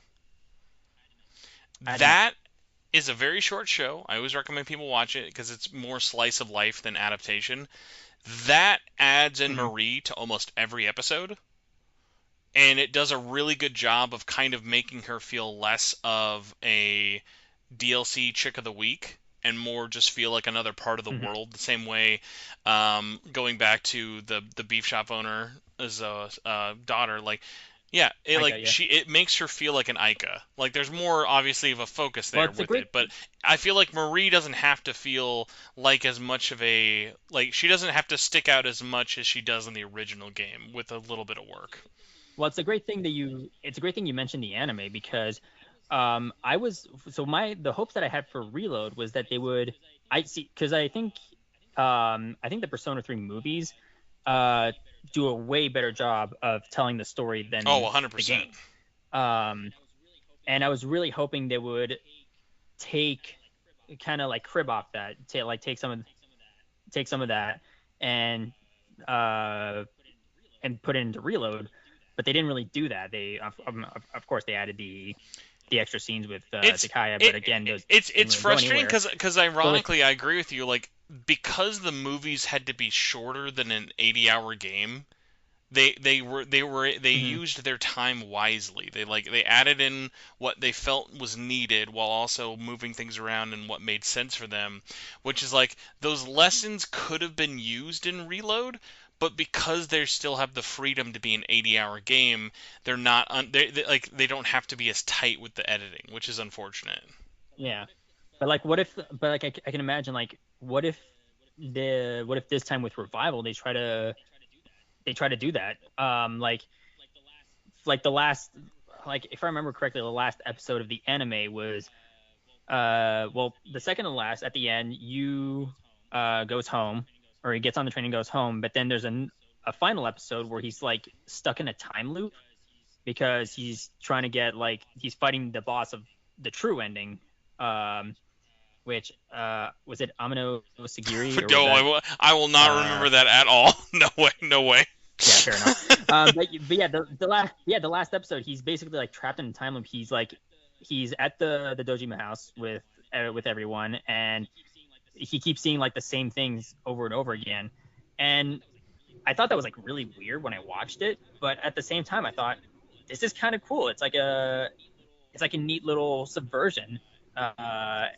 It's a surprise I didn't expect, and I'm really hoping that Revival does something. Maybe not that exactly, because I don't want Persona 4 to suddenly become what was the time loop game from 2021? Oh, Deathloop? Deathloop. Yeah, I don't want it to become like Deathloop all Not of a the sudden, comparison I thought we were going or for, this but I agree. or like this or the Forgotten City or 12 Minutes or whatever other time loop games. I don't want it to maybe not become that, but I hope they actually decide to take some cues from the anime this time, because again, I think the Persona 4 anime does a way better job of telling the story than the game, especially when it comes to Narukami's character. Because I always keep seeing people go, Narukami's the best protagonist, and I never understood from just playing the game. But then I saw the anime, I was like, okay, now I get it. Um, so that that's my hope that they like. I guess what I'm trying to say is I just hope Atlus does something like really neat and unexpected, because when you're, and I don't just say this for game remakes, but for adaptations. Like for example, you watched the first season of The Yeah, Last oh, of Us, yeah. right? I definitely wouldn't have just started with season two. Yes, I've seen both. Well, no. Well, see, my favorite parts of that show were when Oh they yeah, did the something Frank and different Bill from the game. episode. Exactly, that's perfect example. When they did something new, that when they deviated from the game's source material, I think that's when it was at its best. But when they were just like basically reciting lines, like word for word from the game, that's when I kind of rolled my eyes a bit. And I was like, yeah, just doing this. And like I said, I felt the same with Reload when they would show like recreate scenes like the opening scene with the protagonist meeting Yukari and Mitsuru for the first time. Same, pretty much same camera angle, same dialogue, um, and it's like, yeah, been here before, seen it before. Um, but whenever they did something new, like with the Takaya stuff, again, even though it didn't amount to much in the end, it was still neat to see. That was when I was personally at my most invested. And so yeah, I guess point is, I just really want Atlas to surprise me and do something unexpected with Revival, and not just make what ultimately seems to me like Persona 4 but with Persona 5 combat. I've got I've got a what if I want to run by you, and then we'll jump into questions because we have a metric shit ton of Okay. questions. How would you feel? Because I thought about this as well. Because one of the most unique things about Yu Murakami, because he's been in so much media as a not silent protagonist, I Mm-hmm. think if they took a cue, I know a bunch of other games have done this, but a recent example would be something like a canon mode in like Assassin's Creed of, and I mean honestly, they don't even have to do this as like a specific different mode, but having your character be totally voiced, protagonist as well. You can have some Hmm. like choices for like the social stuff with it or like the school things, but a big one would just be like, hey, do you just want the meme Chad Narukami as your character? And just let that be a mode where it is all voiced, all the lines are ridiculous. He can be stoic, he can be goofy, he can be stupid, and the game just goes along with it. I think would be such a fun sort of twist on it of like as someone who like loves these games, I find nothing more boring than the protagonist in like 9 out of 10 Atlus games. Silent protagonists in Atlus games are about as fucking Sure. exciting as a slice of white toast. Well, I feel like Narukami in particular suffers the most because he doesn't really have anything distinct about him, unlike His name is literally Makoto or you. Joker. Yeah, He is you. And like, like you take Makoto and Joker, they have like they have like interesting like backstories and histories that um feel like they add to you, not you Narukami, yourself, adding on your own like projections. Like for me, take Joker. He was falsely accused, and then like society rejected him, and so when you see him like make form the Phantom Thieves, make these new friends, it kind of feels great that despite what he went through, he was still able to find like and found this group of other ragtag individuals and bond with them. no, 100%. Whereas Narukami, whereas Narukami, he shows up, he moves to Inaba for no special reason. He shows up to school day one, immediately befriends three named characters, and then it's just like, oh yeah, there's a murder. A murder just happened. It's like, oh okay. What about the character? No, no. It's like there's a murder. Okay. Parents are still alive. Not Yeah, getting parents are still. sued. Has a lovable I'm not saying he. family. I'm not saying he has to like have dead parents or something, but he just doesn't have anything to me that makes me think this guy could be interesting. I mean, like, yeah, he loves his family, and sure, he's great with Nanako, and I get that. But again, I didn't really him being the silent protagonist. Like, I feel like Joker's backstory helped. Like I think he was a great protagonist despite the fact that he was a silent protagonist, whereas I didn't really get it again until I watched the anime, and I got more of a sense of like I feel like I understood him more then. Whereas when I play Golden, I'm like this guy could be replaced by a wooden plank, and I wouldn't tell the difference. So, are you good to jump into questions? Yeah. Okay, let me. Oh, sorry. Did you have a question though that we kind of No, went no, off on a no, no. tangent? That was it, because that was one of the ones I wanted to sort of ask you about those changes with it, because it's like I feel like the discussion is too easily sort of thrown off of yay or nay. We don't need this. We do need this. Will it be good? Will it suck? X, Y, or Z, and stuff like that. Because like it is so much Yeah. more nuanced, and again, it's even more frustrating when it's like it's nuanced, but we've got nothing to fucking go off except a 2 second run cycle. Right. I guess also to answer your question of like would I like a canon Chad Narukami mode? It would be a surprise, but no freaking way in hell. Let me see though. Besides, here we go. I've got our first question from Stephen Yip. Says, do you have any idea how much of a revival is actually being done, given the name? Has have you been asked to? Have you been asked? Have you? Do we think there will be much rearranged with the music or completely original stuff? My thing with the music, I think it's at least a safe bet. They're probably just going to do the exact same thing with Reload of with just a Reload. completely new OST. I think having the same singer will definitely help, even though I do like the new vocals in P3R. My only weird my Oh, only me weird too. thing is like I never understood why they didn't do this as included or even as DLC. Why not just include both soundtracks?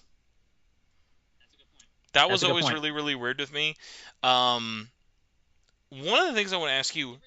I mean, the original soundtracks are included, or well, not included, but they're on like Yes, streaming. like it's not like we can't access them, but it's like that thing of like if I can listen Yeah. to Persona 4 Golden's battle song, why can't I listen to Persona 3 Vanilla's battle song?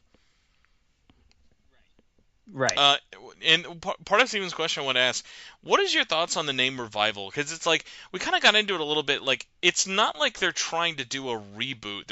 Again, they're not going to Square Enix Final Fantasy VII remake this thing. It's like Yeah. I can't tell. Did they just like were all the obvious pun words taken? Like obviously they wanted to stick with the R for remake thing, but it's like Yeah. rewind.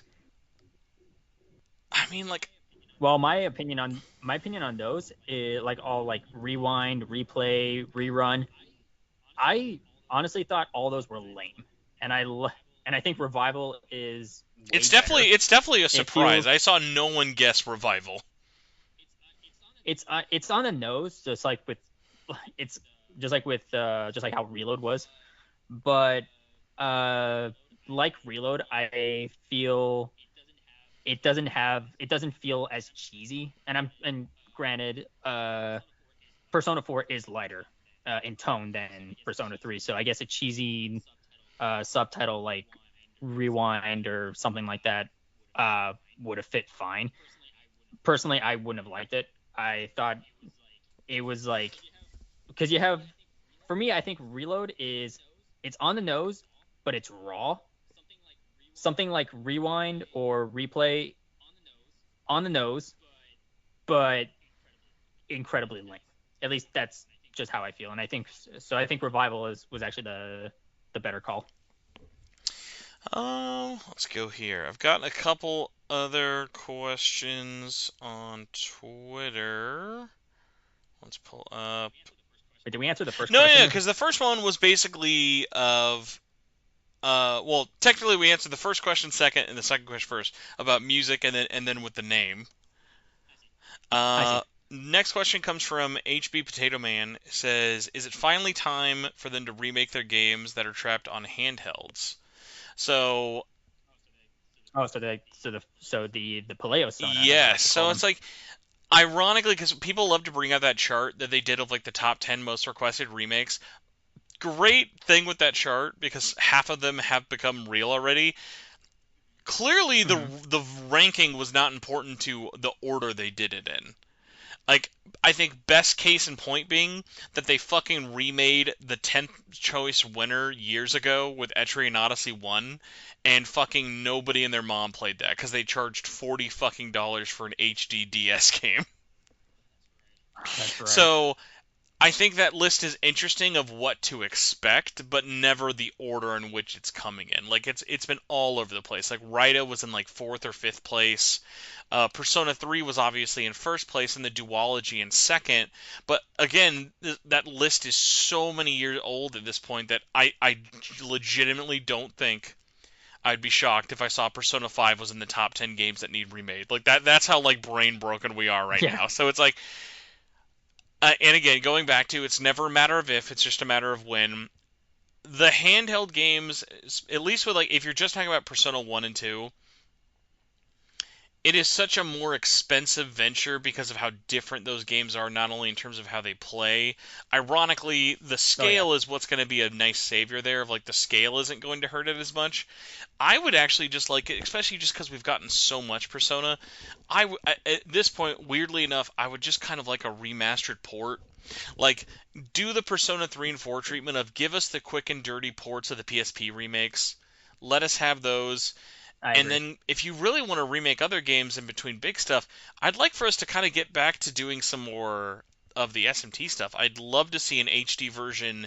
I mean, hey, speaking of games that got announced, I forgot to give a shout out. Final Fantasy Tactics. That looks fucking amazing. Oh I yeah, would love to see Devil Survivor properly in HD. Like a Devil Survivor 1 and 2 HD bundle pack would be an incredibly cool thing to see, but also it would be like a 400-hour long game. Like those games are insane.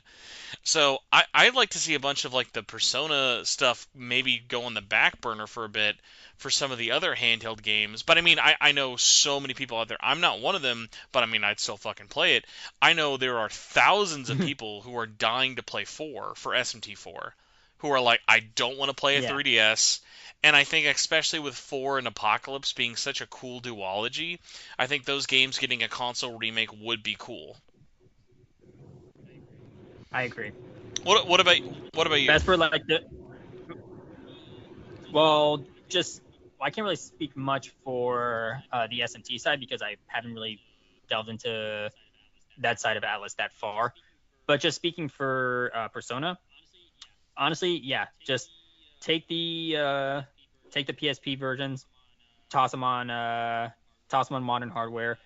Uh, and this is gonna sound cruel, but let them sink or swim on their own because um, I don't think I don't well I it's partly a me thing because I'm just like so burnt out slash against remakes of games. Um, and I honestly feel that with games like Persona 1 and the Persona 2 duology, um, remaking them, because if they remade them from the ground up, they would be completely different. And honestly, they should just keep those games the way they are. Maybe like tweak certain things for sure, but just like overall, like keep the overall skeleton the same. Gameplay wise, I mean, I say that even though I think the the combat in well, at least Persona 2 for PSP was very boring and very easy, which made made Royal look like fucking Expedition 33 on expert. um, but even then, it's like I feel like those games, they're like the gameplay is only half. Like what they really shine in their story and just their presentation, and I feel like they would definitely lose a lot of that if Atlus just went and did full on remakes of them. So yeah, I'm gonna say fuck it. Throw throw Persona 1 and 2 on modern consoles the way they are, and yeah, let them try and find a new audience. It probably wouldn't happen because gaming audience today is very different to compared to when they first launched. But I'd still say it's the better choice as opposed to just remaking them completely. I'll say this, especially if this is going to be continue to be a quieter year for Atlus. I think this fall would actually be really cool to drop 1 and 2 remastered. And even fuck man, if you guys want to be lazy, just put them on like PSN. Like just do the PSP or Yeah, PS1 versions through there. It's for the cheap. $10, people will check them out. If they do, great. If they don't, no money lost on your end.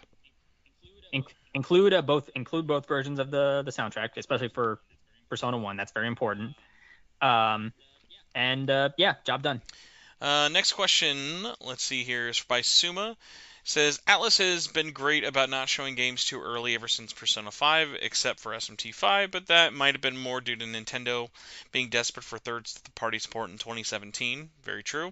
Why do you think that P4R was announced so early? Do you think P6 could still release before P4R? That's actually a really interesting point. Well, Well, hell no, I no. mean, like, in a realistic world, like they I mean, yeah, could. it's an interesting point. They could, of course, but hell no. That would be just the wildest of like things to be like. Not only are they both like, That'd imagine be it's the so funny. reverse. It's like actually at TGS are going to announce P6, and then P6 comes out first, and then after that, then you'll get a remake of P4.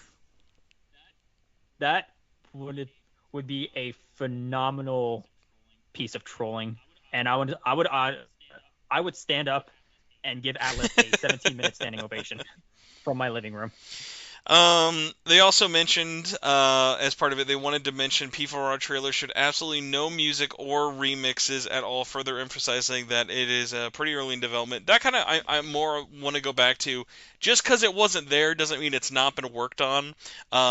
We literally Yeah, saw the voice actor, not the voice actor, the vocalist, going into the booth like over a year ago at this point. So like the music is probably not done, but has it but the really been that record. long? Oh yeah, dude, it's like that's why it's like been so funny with all the stuff this year. It's like, bro, it's not like the voice actors were the first hint we had that this was coming. It was pretty much like, well, once they're doing one and it made money, safe bet they're doing Yeah, another one. the worst kept secret in gaming, Oh, as for it's called. sure. Next question by Jen says, "Do you think we'll see any big changes to gameplay or story that or do you think it'll be pretty faithful a la P3R? Do you think that Well, we I covered I that. would So say faithful like P3R though. One of the things that I think that they did not expect to get as much backlash with P3R, and again going into my reason of golden stuff will be included on day one, they were very open about how much of a faithful remake they wanted to be with P3R. And I think they succeeded greatly. I think where they looked mhm. stupid and then had to go back on it, and by the way, they looked stupid, but we still bought the $35 season pass. I think them committing to the bit of only remaking the vanilla game made them look dumb in the long run. And yes, it was smart to say, yes, out of all the versions of Persona 3, we are remaking the original. That didn't actually give them a good reason to exclude content from the other releases. So, thankfully, with Right. Persona 4 not having been as drastically changed over the years, I think it'll make it a lot easier for them just to do. Like, they're not going to come out and later on be like, oh, well, we view Persona 4 Revival as a remake of Persona 4 Golden. They're just going to be like, no, this is a remake of Persona 4 because everyone because spoilers everybody, everyone thinks of fucking Golden when they think of Persona 4. Yeah, yeah, that's a good point. So that's one where I could see it being different because that verbiage definitely came to bite them in the ass, even though it led to us all paying them $35. Another thing That's Jen true. said, do you think with the VA leak, was it just a weird marketing stunt or several seasoned actors all genuinely keeping quiet about something around the same time? Atlas gave them the wrong date. So for the voice actor stuff, I've reached out to at least three of the actors who had publicly commented, and Hmm. I was not able to get any of them on the record. I tried to get a couple of them on the show, but it was just one of those things of like it's not really something they want to like talk about more than it already is. But they're able to talk about it because spoilers, they didn't Fair. sign any NDA, and just because they're not returning to voice their character doesn't mean that they're not going to be in the game. I think it is an interesting sign that they've said that they are not in the game as their character and not saying I'm not in this game at all. Because a great example is look at all the returning characters who aren't Vic Mignogna in Persona 3 Reload. So, do I do choked a I bit there. expect the voice actor of Nanako to be returning as Nanako almost like 15 years later? No. But I wouldn't be No. shocked if she's in the game as like a bartender or someone like as a side character NPC. So, Oh, for I sure. could see homage stuff like that still happening because those little Easter egg recordings happen. Yeah, just like we got with Those Prelude. happen a lot later down the line and are not normally something you plan out ahead of time. So these voice actors had Yeah. heard through the grapevine. They'd been getting asked about it, ironically, ever since a lot of the website stuff came up over the last couple months with all the domain registering.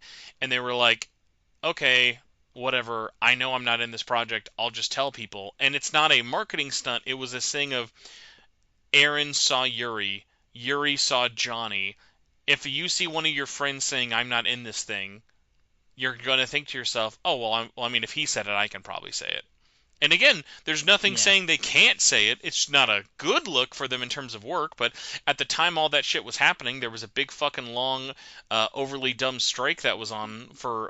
By the way, as of today, did you see the SAG strike is finally fucking over? I saw that. Yes, I saw that. Jesus Yeah. Christ, that took fucking 9 years longer than it had to.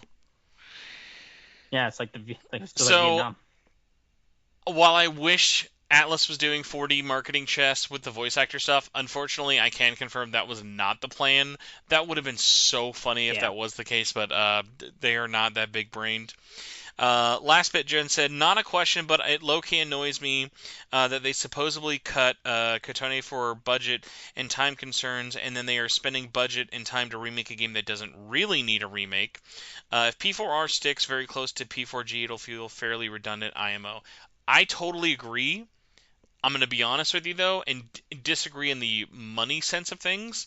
If you are a company who looks at the amount of work, time, and money it would take to put FemC and Persona 3 Reload versus working on a brand new $70+ title that you can sell to people, they're going to put the money into the P4 remake. I'm not saying she shouldn't have been Right. in there, but from a money perspective, once the decision was that she wasn't in that base game, her production cost was never going to make sense for her to be sold as DLC because not enough people would have bought it. Very true. I agree. And now for the final overwhelming majority of questions all came from YouTube, which, by the way, thank you everybody on YouTube for being so awesome. Kieran Buckley says, at this point, it wouldn't surprise me if Atlus remakes Persona 5 before they actually finally talk about Persona 6. I would disagree. I'm sure you're mostly No. joking, but it is that thing where it's like, we need to be honest with ourselves, guys. Like, the P5 milking was never as long as the P4 stuff. And the only reason for that, Yeah. P4 made a lot more money consistently. P5 made more money overall. But if you look at the wins versus Hmm. the losses, Persona 4 had way better luck with re-releases and spin-offs than Persona 5 ever did. Definitely. Yeah. Um, So we joke, but like honestly, if they the day Atlas announced a Persona 5 remake, even if Persona 6 has been out, I'm gonna just sit them down and be like, you have a oh, remake for sure. problem. You Yeah, need to yeah, yeah. stop. Like P4 is pushing it, like real big time rush level pushing it. Oh yeah, But big time. Good. again, the only reason I think they get a pass is because it was still a PS2 game. Because Yeah. ironically, you look at something like Raito Remastered, and even by the time we finally get Raito Remastered 2, unless like Raito shits the bed, when Raito Remastered comes out, no Probably one is not. going to be saying, "Oh, this game didn't need to get re-released," even though it came out literally the exact same year as Persona 4. True. Next question by Jake Reese says, he said if the IT get Midnight Channel slash TV World outfits. Oh, investigation team. I was like, who the fuck is IT? Just like now, I'm just now thinking of making a really bad Photoshop of the IT crowd, but The IT no, department. it's the IT crowd cover, but it's just the investigation team. If the investigation team gets new Midnight Channel TV World costumes like C's did with their battle gear, what would you want? um, I can answer this very easily. They should have South Park Stick of Truth style DIY homemade LARPing outfits because, well, obviously one, they they're not backed by the Kirijo group. You know, I mean, of course, Rise is an idol, so she has money, but even then, she's not like she doesn't have access to powerful weapons that teenagers can wield. So they should just have like all their stuff be like store bought, homemade. They could even use like the excuse that Five used with guns, and that they become like real when we're in the metaverse or the other world. Um, so I think they should do that for that reason, and also let's be real, the investigation team are a bunch of dorks, and they should dress the part. My big thing, I actually would like the new costumes just because I liked what they did with Reload. I just wish they went a little bit farther because Yeah. their uniforms are so samey, and P4 doesn't have as much of a problem with that. Like I think the characters stand out a lot more. I would just want to really lean into that like as much as possible, like really accent those characters of like Yosuke's yellow, Yosuke's orange, Kanji's yellow, Rise's pink, like stuff like that. Like almost, but not go all the way there, but like get legally distinct close to levels of like Power Ranger. Yeah, and yeah, exactly. They could be like, yeah, they could have just like straight up costumes as like their main outfits. Of course, now of course they'll have like outfits, like different optional outfits you can equip. Um, maybe maybe most of them will be like pre-order DLC. But yeah, just like you said, just like lean into that, like their colorful like archetypes. Another question, another one we kind of covered here, but this is by Matcha Avi. Oh, sorry, Matt Chan Avi says, I want to get your take on what point we think we're at with P4R's development. It looked like it was very early. Also, what aspects of P4 Original versus Golden do you think that they will keep or not? Again, we got into that a little bit with it. I'm going to be genuine and Yeah, say there will be very little, if anything, that vanilla does differently than golden that you're not going to see in there. Like, golden is going to be the gold standard, pun intended, of like what this remake is going for, because golden is what 9 out of hmm 10 Persona 4 players are familiar with. for sure. Next one is by Burnt Toast. Says, what are your thoughts on the name? Is it good? Is it bad? Is it whatever? We went into like what do we yeah, Cover like that what again. we went into like kind of what we think. I'm curious because again, it's like we're so close to this, and it's like the whole Switch 2 thing. 3 months? No, no, not even 5 months ago when the Switch 2 got announced, I was like, I feel like Switch 2 is a bad name.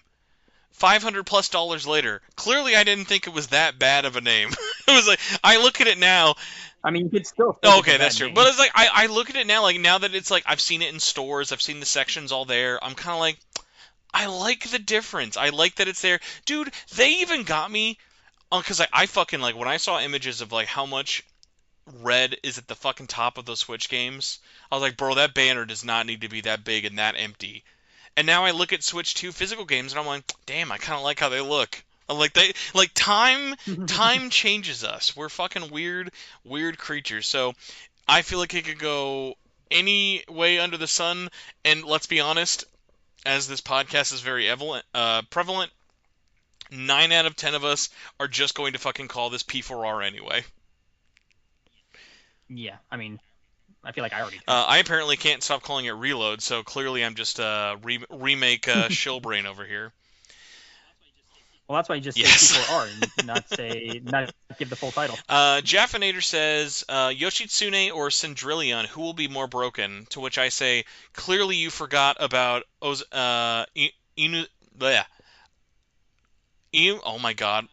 Yes, Izanagi no Okami Izuno Okami Pikaro. Picaro will still be the most broken. Izanagi Izanagi. no Okami Picaro will easily be the most broken persona because even other games' future broken personas Myriad Truth, cannot be baby. more broken than Myriad's Truth. It's like it's to the point where it's like Myriad Truth yeah, go it's like brr. I feel like that's almost like the Picaro version of that persona specifically. It's like it is so broken that like it can never be undone. Like I think it was especially one of the fact of like when they brought those personas over because like the Picaro versions always made sense for like P5 for like what it was, but like when we started bringing over that bullshit to other games. It's like, oh, he's just his own level of bullshit now.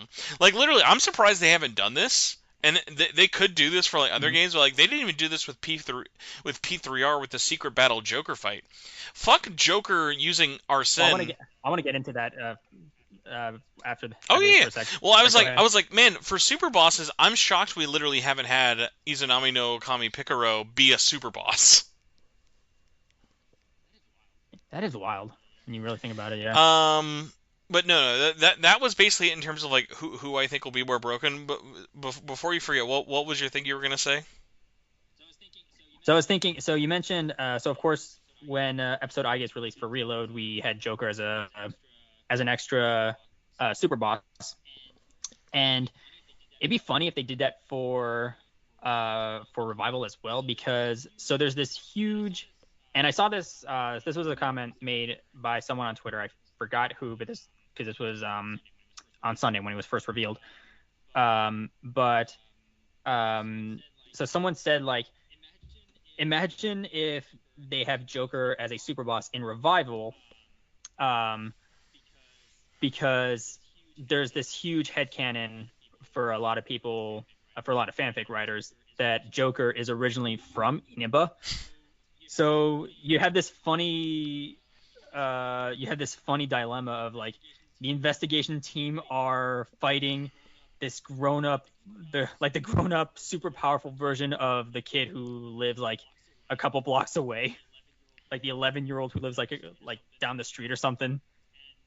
And if they decide to do that, like one, I just think that'd be very funny just to have like Joker as a super boss again. And then maybe for who knows, maybe the P5 remake, they could just have you and Makoto tag team him or something. I don't know. But you have that. But that would going back to like what we were saying, like how Atlus could surprise us with like new like details. What if they just have canonically have like a little young version of Joker, just like as a cameo somewhere? Like remember like how Yukiko appeared as a cameo in the FMC route of Persona 3 Portable. I my only thing was like I like Atlas Super Bosses for me are just like are weirdly like a 50-50 thing of I fucking Yeah. love this or please stop showing me Joker from Persona 5.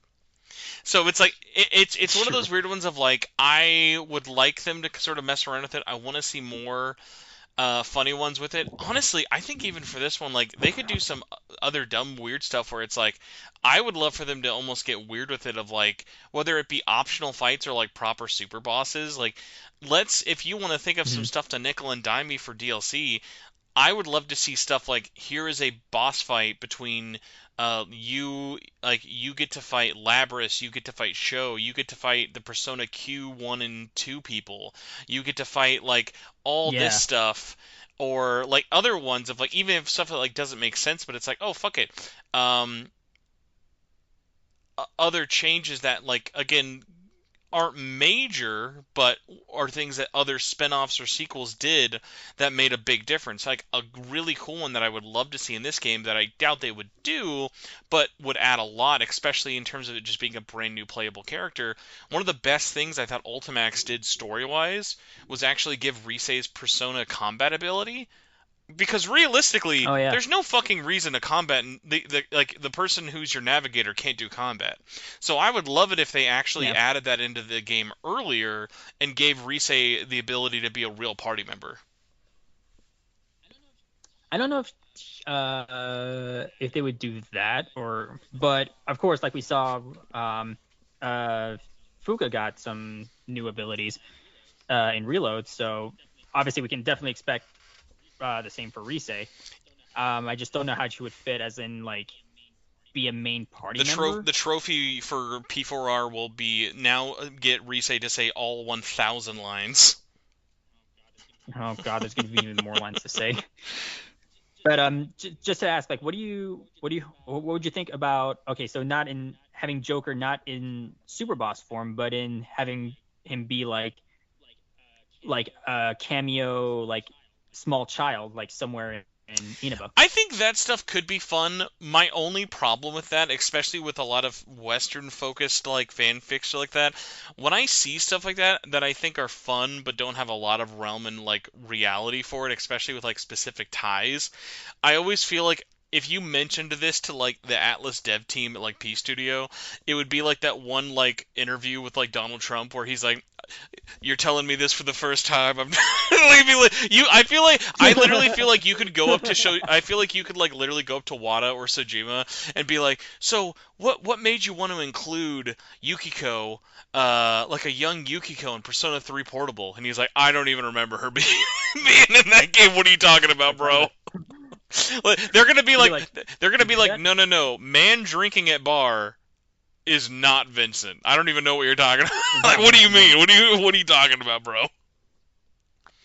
Oh, missed opportunity for a fun boss fight. Man drinking at bar replacing Joker in P3R would have been god tier. That would have been so great.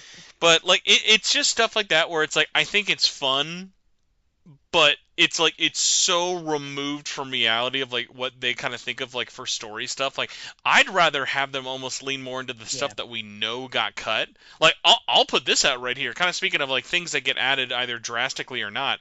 I I don't feel confident that they would do it, but I feel more confident that there's a better chance of it happening now than ever. That the romance option for Yosuke could 100% be in this game. Oh yeah. Oh, I agree. And it's like there's some cool shit you could do with that.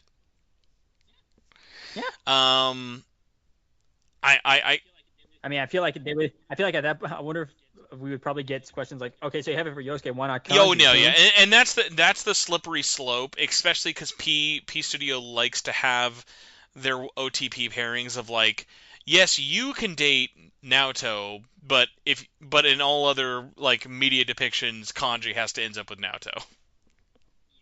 So like Yeah. that's the trickier stuff with it. Of I would be harder pressed to see it, but like because it literally was like cut at the last minute. Like the Yosuke one works so well because of how that character story works that like he can be the best friend you've ever had. He could be a whatever friend, or he could just be like your boyfriend, and it wouldn't feel that out of place. He could be your.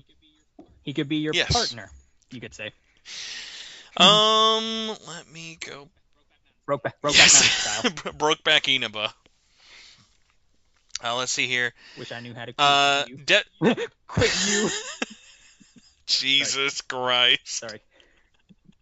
Yeah, there's gonna be randomly if you go up to Yosuke on a certain day, in June in P4R, he'll just start talking about wild lesbians running around. It makes no sense. No one really knows what's up with it.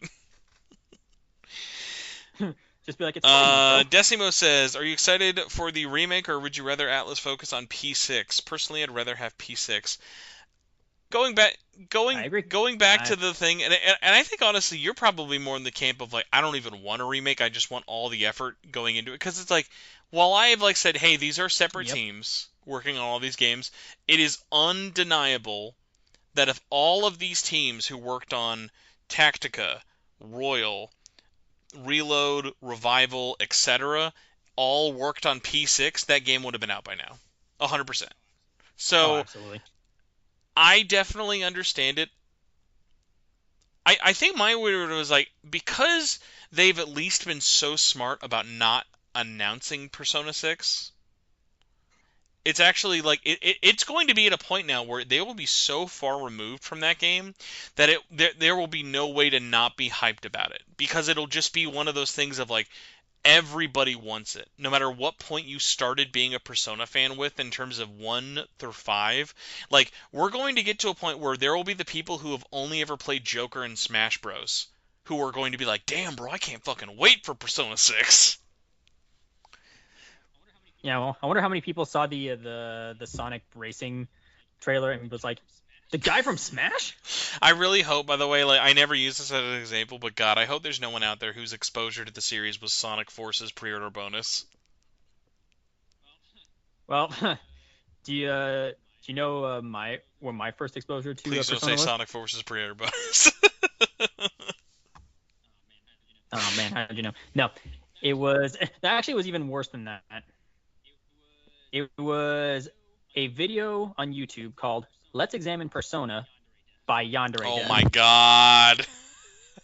By the way, the comparisons between Yandere Dev, like Yandere Simulator and P4R, are absolutely wild. Those pictures make me laugh so hard. Yeah, no, I had a good laugh at that too. But yeah, honestly, it's a miracle I turned out as being a fan of the series as I Yeah, did. if anything, you were negged into liking it. Here's a good one. This is one I'd be curious what you think about. Olshay says, "Do you think there will be costumes at like? Do you think the costumes that were added in Golden will be resold as DLC to keep in line with Atlus's current streak?" My thing, Definitely. I'll say no. Normally, I would have said yes because I said the same thing with P3R. I was shocked that Well, I want to say I, yes, I was but shocked. They yeah, literally, no, seriously, they included every costume from vanilla Persona 3 in Reload. None of those were sold Well, separately. that's true. The Yeah. only ones sold separately, ironically, all were bad fucking uniforms from other games. So it was like, That's what I meant. But the main costumes or like your like costumes that were like from yeah. the So all the original. ones that you would Well, sure. unlock like would still be there for free. Yeah, I feel sure. like there's no way. I guess I guess my like I guess my thinking was going back to Expedition 33. That game has so many unlockable outfits. None of them are DLC. Oh yeah, honestly, Expedition, if And I anything, has too many swear, costumes. oh, of course, so many to find. I will I mean, say, can you but it's fun to unlock. But it's fun can you unlocking imagine them. the audacity if they removed the cross-dressing festival but then sold it as DLC? I'd be like, you know what? Keep it. I You're just like, you know what? It'd be like, you and know that's what? not Thanks and for that's removing this. Actually, I appreciate the ability to have that out. yeah. And I swear it's not because of the content. It's more just because the fact that it just comes after. I mean, like that whole like back to back to back of you have the group date cafe, then the cross dressing, then the bikini pageant, then the hot springs, and then the sneaking into the hotel room. It's like just end already. Get back to the main story, You know what please. line they fucking better include if they know what's good for them from the anime? They better include the man whore What? scene. That is Oh like yes, such absolutely. like peak Persona 4 like comedy. Like that one that works so well that it's like, man, that's so funny like no one thought about that. Just have Nanaka go. Are you guys horny? Let's see here. Jeppo says, "Who are we thinking the new VAs will be?" And I'm gonna be honest, because Nope, I yeah, have no like clue. the tricky the But I'm tricky excited. part with this is I'm usually always excited for who new voice actors are going to be. There's a discussion I want to have. I'm just Hmm. not sure who I would want to bring on for it in terms of like I have people I have in mind, but a topic I really want to cover on this podcast is the realistic look into recasting. Because I think there is such a interesting conversation to be had between the positive of new faces, new voices getting exposure in ways that they never would have had before if it was just the same cast, but then also at the same time not just disregarding the fact that especially in the West that these recasts usually happen mostly due to just wanting to save money and get some no name who's cheap. Right. And it's just kind of the thing of like it's a win for the new people, but it is unequivocally almost always a loss for the old people as well as the fans who want it. And it hurts even more when Yeah. you Oh, realize the absolutely. hypocrisy of like look at Persona, look at Final Fantasy VII, look at all these other big series. When they do this in Japan, they always keep the original voice actors. They almost never recast these Yeah. people unless they are literally fucking dead. Even the fucking voice actor of Igor, they kept reusing lines for that dude for 6 years after his death. Yeah, they just like Yeah, I know. When re-edited they, them. when they, when those people figure out about AI, we're never getting rid of Igor. It's just gonna be fucking AI Igor for Oh the my rest of our god. lives. But actually, I have a so I was as we were like discussing this, I had a few thoughts about some potential castings. Lay it on me. Um, I think Justice Slocum would be excellent as Kanji. Let's for the sake of maximum cheapness assume it has to be no one who's been in at least Persona 4, 5, and 3. You mean like so any version? So that Yeah, includes so zero, like right? no returning faces on any game. So like how we had Kanji voiced by Matt Mercer before, and then he was Yusuke in 5. Like nothing like that. No bringovers. Okay, no bringovers. So no bringovers. I think um Leanna Albanese. I Is that how you Oh, say her name from or their name? for Arena and P5 Tactica. Yes. I think they would be great as Naoto. Ooh, you stole my you worked around my rules, but I appreciate it actually. That's a good one. If we're being really lazy, You if didn't say you didn't yeah, I say know. cross. Yeah, you If didn't we're say being crossovers if I'm or being spinoffs. really lazy and I'm allowed to do this, hold on, let me see if I can. Let me see if I can find it. I'm forgetting his name and feel very bad, but I will find it in a second because it's in my DMs here. If we ever had the ability to be cheeky, it would be so funny. Where is he hiding? Oh my god, why can't I find this? But damn it, I can't. I'm sure it's here somewhere with it. But the voice actor for Toshiro would absolutely fuck as Dojima. Oh, that I agree. Also maybe Megan Taylor Harvey as Nanako. I could see that. That one would be like almost a little too on the nose with how popular they got with it, but I could still True. see it. Um, dumb friend casting if I'm able to, because I think he would crush it. Me? No, Oh. you get the gas station attendant. I'm sorry. I Bruh. think if they wanted a big name for Yu Narukami and kept the tradition alive of the main character is voiced by the protagonist and the antagonist.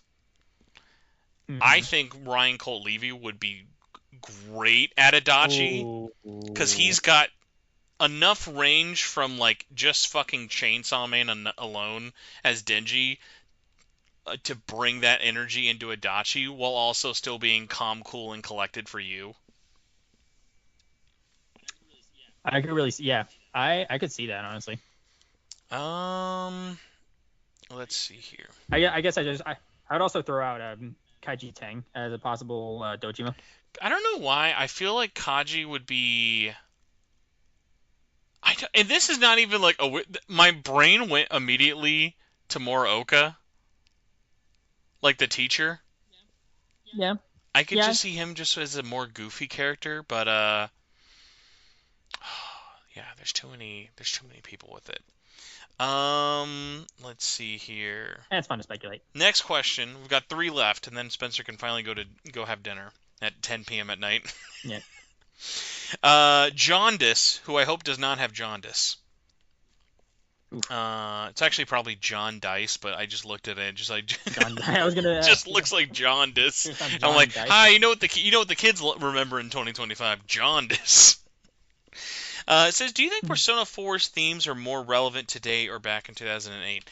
I would personally say I feel like Persona 4 is such an evergreen theme for like a story in that sense of like Scooby Doo, jokes aside, holds up so well, even though Scooby Doo has been rebooted a million times, is always still Scooby Doo.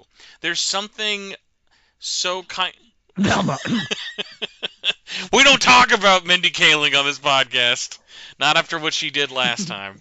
But it's like there's just something so almost like universally like even if you took the Japan part of Persona 4 out of it, it's like small town solving a mystery, rewriting history, woohoo, DuckTales, like all that stuff like holds up so well and is so fun and can be just Yeah, plopped and like you around. said, and like you said, it's very tropey with Good and you know bad. whether good and bad, but some of that stuff is kind of timeless, which is why it keeps getting reused in so much other stuff. I can't wait to turn on my PS5 in 2026 and the opening video of Persona 4 Revival is still a half-naked teenager selling me carbonated drinks.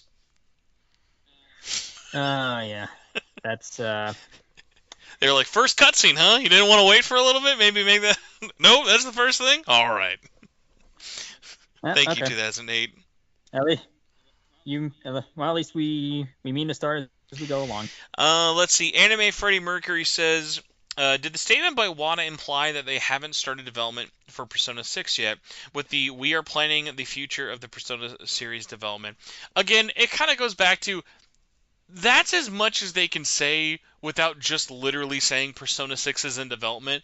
But again, it goes also back to they would literally be stupid to have not started development for Persona 6. Very true. Uh, No, I think I like I said, or like you said, I think they have started development on 6. They just can't talk about it yet. And then my favorite commenter question and overly hard username will forever be our final question today is Abduram Man said 2674, as I butcher your name every time. Best question for the best girl. What are the odds Beef Shop owner's daughter Aika is in Persona 4 Revival? To which I will say has to be in it, or we right. There's literally no and by the way, remember, in that 7 seconds of gameplay we saw, her bike is on the shop. Her bike is there next to the beef shop. Yeah. Well, like I said in a tweet, jokingly, like comparing the Beeful shop in the original to the trailer.